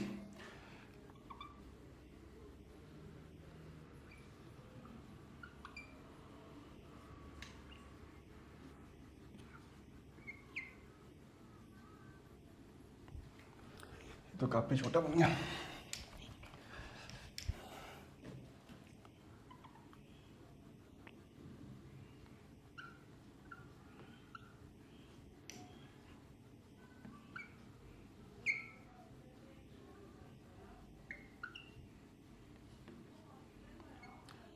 बताइए फ्रेंड इसको कौन सा फॉर्म बोलते हैं, इक्लिप्स फॉर्म बोलते हैं, और इक्लिप्स में कौन सा फॉर्म है, परफेक्टली इक्लिप्स,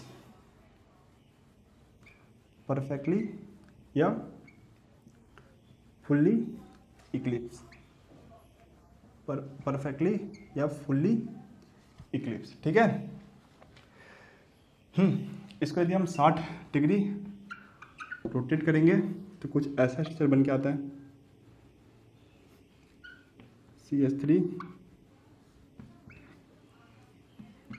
H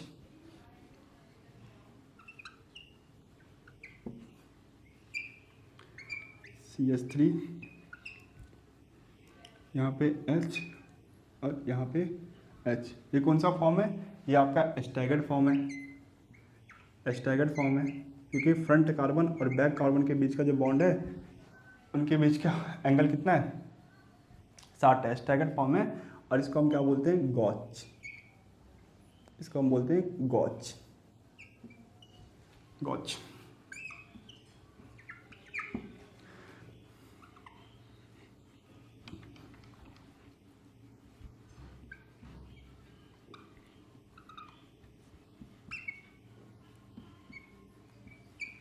इसको 60 डिग्री और रोटेट करेंगे तो यहाँ पे CH3 और ये H इसके पीछे और ये H इसके पीछे, तो ये कौन सा फॉर्म है, ये भी आपका इक्लिप्स है पर कैसा है, पार्शियली इक्लिप्स,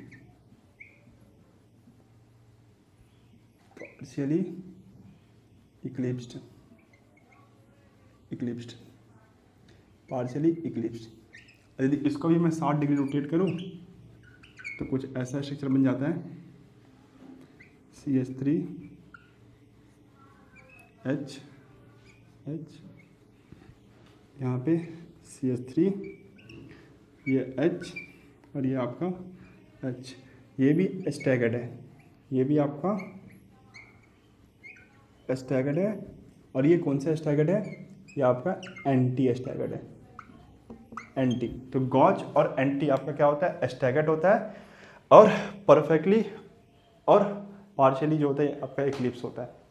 ठीक है, चलिए इसकी एनर्जी को यदि मैं E1 बोलूँ, इसकी एनर्जी को मैं E2 बोलूँ, इसकी एनर्जी को मैं E3 बोलूँ, और इसकी एनर्जी को मैं E4 बोलूँ, तो मैं आपको बता रहा था कि इक्लिप्स फॉर्म की जो एनर्जी होता है वो मैक्सिमम होता है स्टैगर्ड फॉर्म से।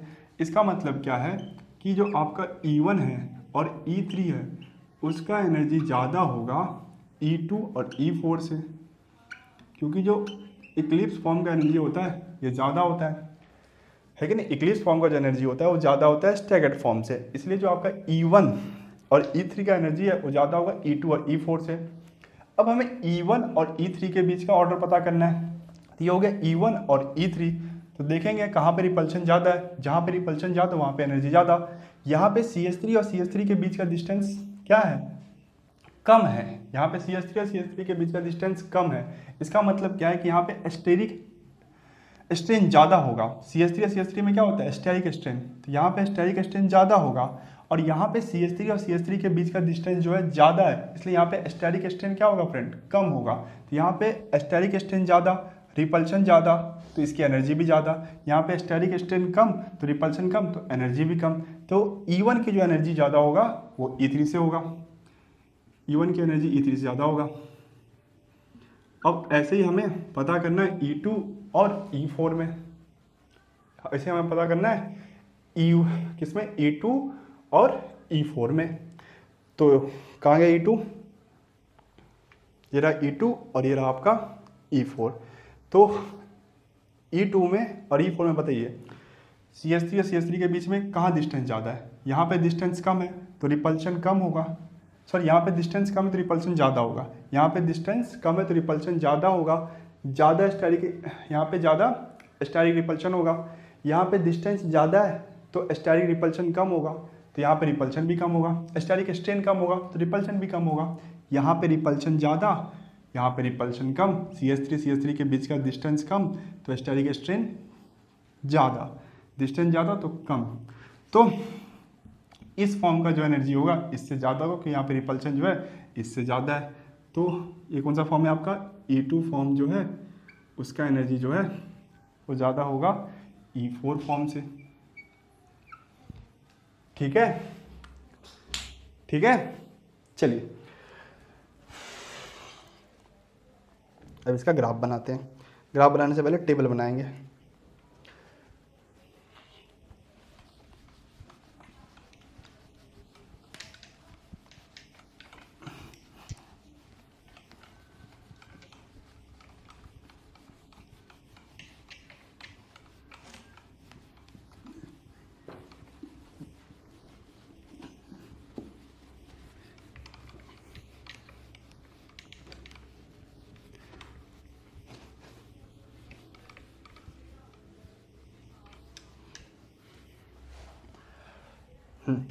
चलिए, angle of rotation, torsional angle, forms और एनर्जी।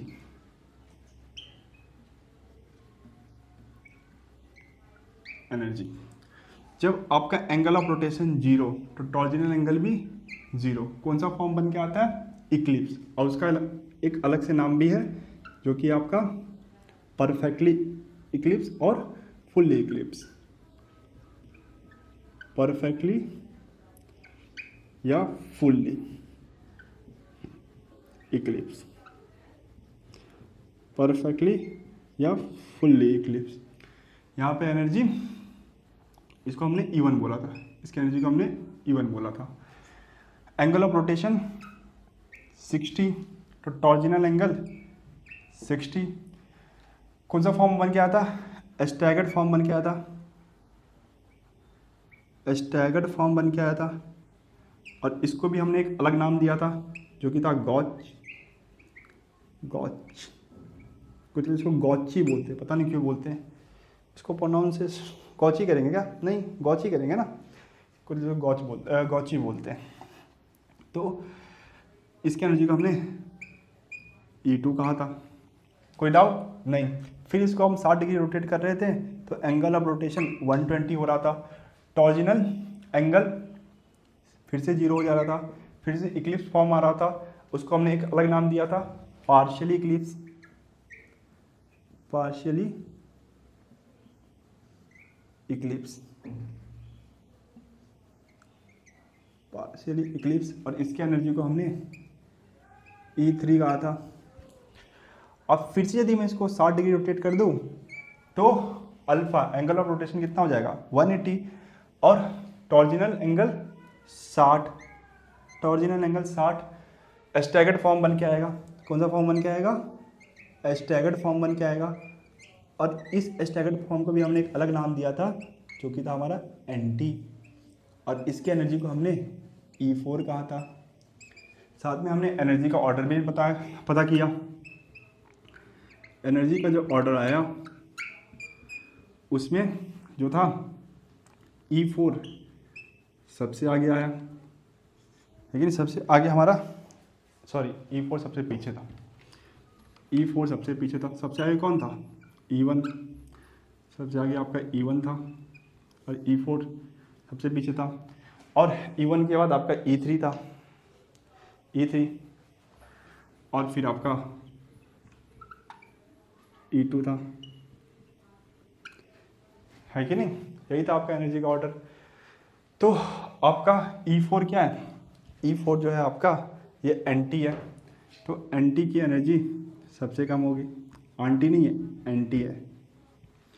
इसके बाद एंटी के बाद क्या आ रहा है? गॉच आ रहा है, गॉच। गॉच के बाद क्या आ रहा है? E3 किसका है? पार्शियली इक्लिप्स का, पार्शियली इक्लिप्स, पार्शियली इक्लिप्स। और फिर सबसे ज़्यादा एनर्जी किसका है? सबसे ज़्यादा एनर्जी किसका है फ्रेंड? E1 का, परफेक्टली या फुल्ली इक्लिप्स।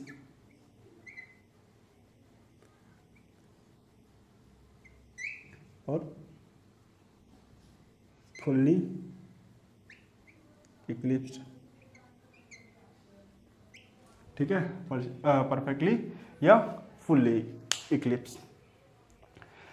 स्टेबिलिटी बताइए। स्टेबिलिटी, तो स्टेबिलिटी एनर्जी के जस्ट उल्टा होता है। स्टेबिलिटी एनर्जी के जस्ट उल्टा होता है, तो सबसे ज़्यादा स्टेबल हो जाएगा, क्या हो जाएगा? परफेक्टली या फुल्ली इक्लिप्स। मैं P लिख दूँ, P का मतलब क्या है? परफेक्टली। इसकी स्टेबिलिटी सबसे कम हो जाएगी। स्टेबिलिटी उल्टा होता है ना एनर्जी का, तो एंटी का जो स्टेबिलिटी होगा सबसे ज़्यादा हो जाएगा।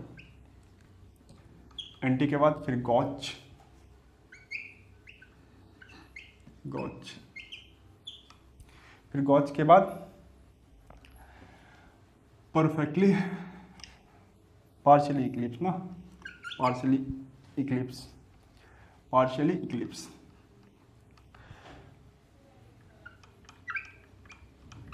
Partially eclipsed. और फिर आता है आपका परफेक्टली,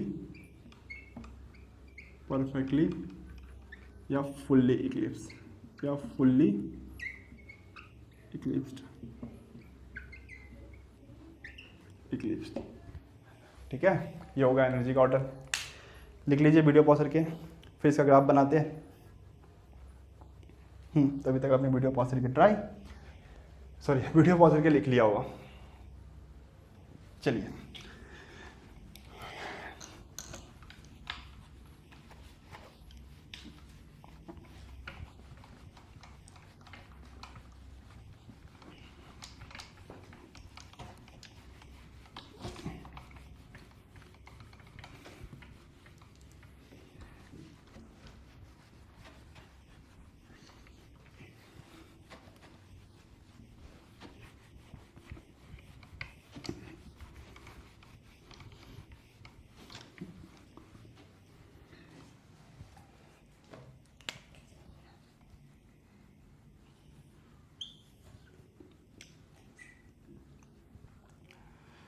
थोड़ा बड़ा बनाते हैं।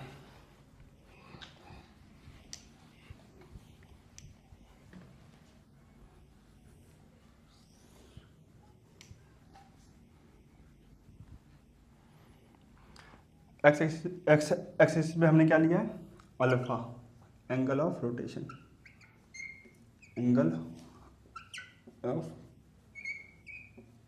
रोटेशन, एंगल ऑफ रोटेशन 0, 60, 120 और 180। उसके बाद यहाँ पे 4 एनर्जी था। सबसे ज़्यादा कौन से फॉर्म की एनर्जी थी, E1 की, E1 की सबसे ज़्यादा एनर्जी थी। फिर कौन से फॉर्म की एनर्जी थी, E1 की सबसे ज़्यादा एनर्जी किसकी थी, E3 की। फिर आपका E2 और फिर आपका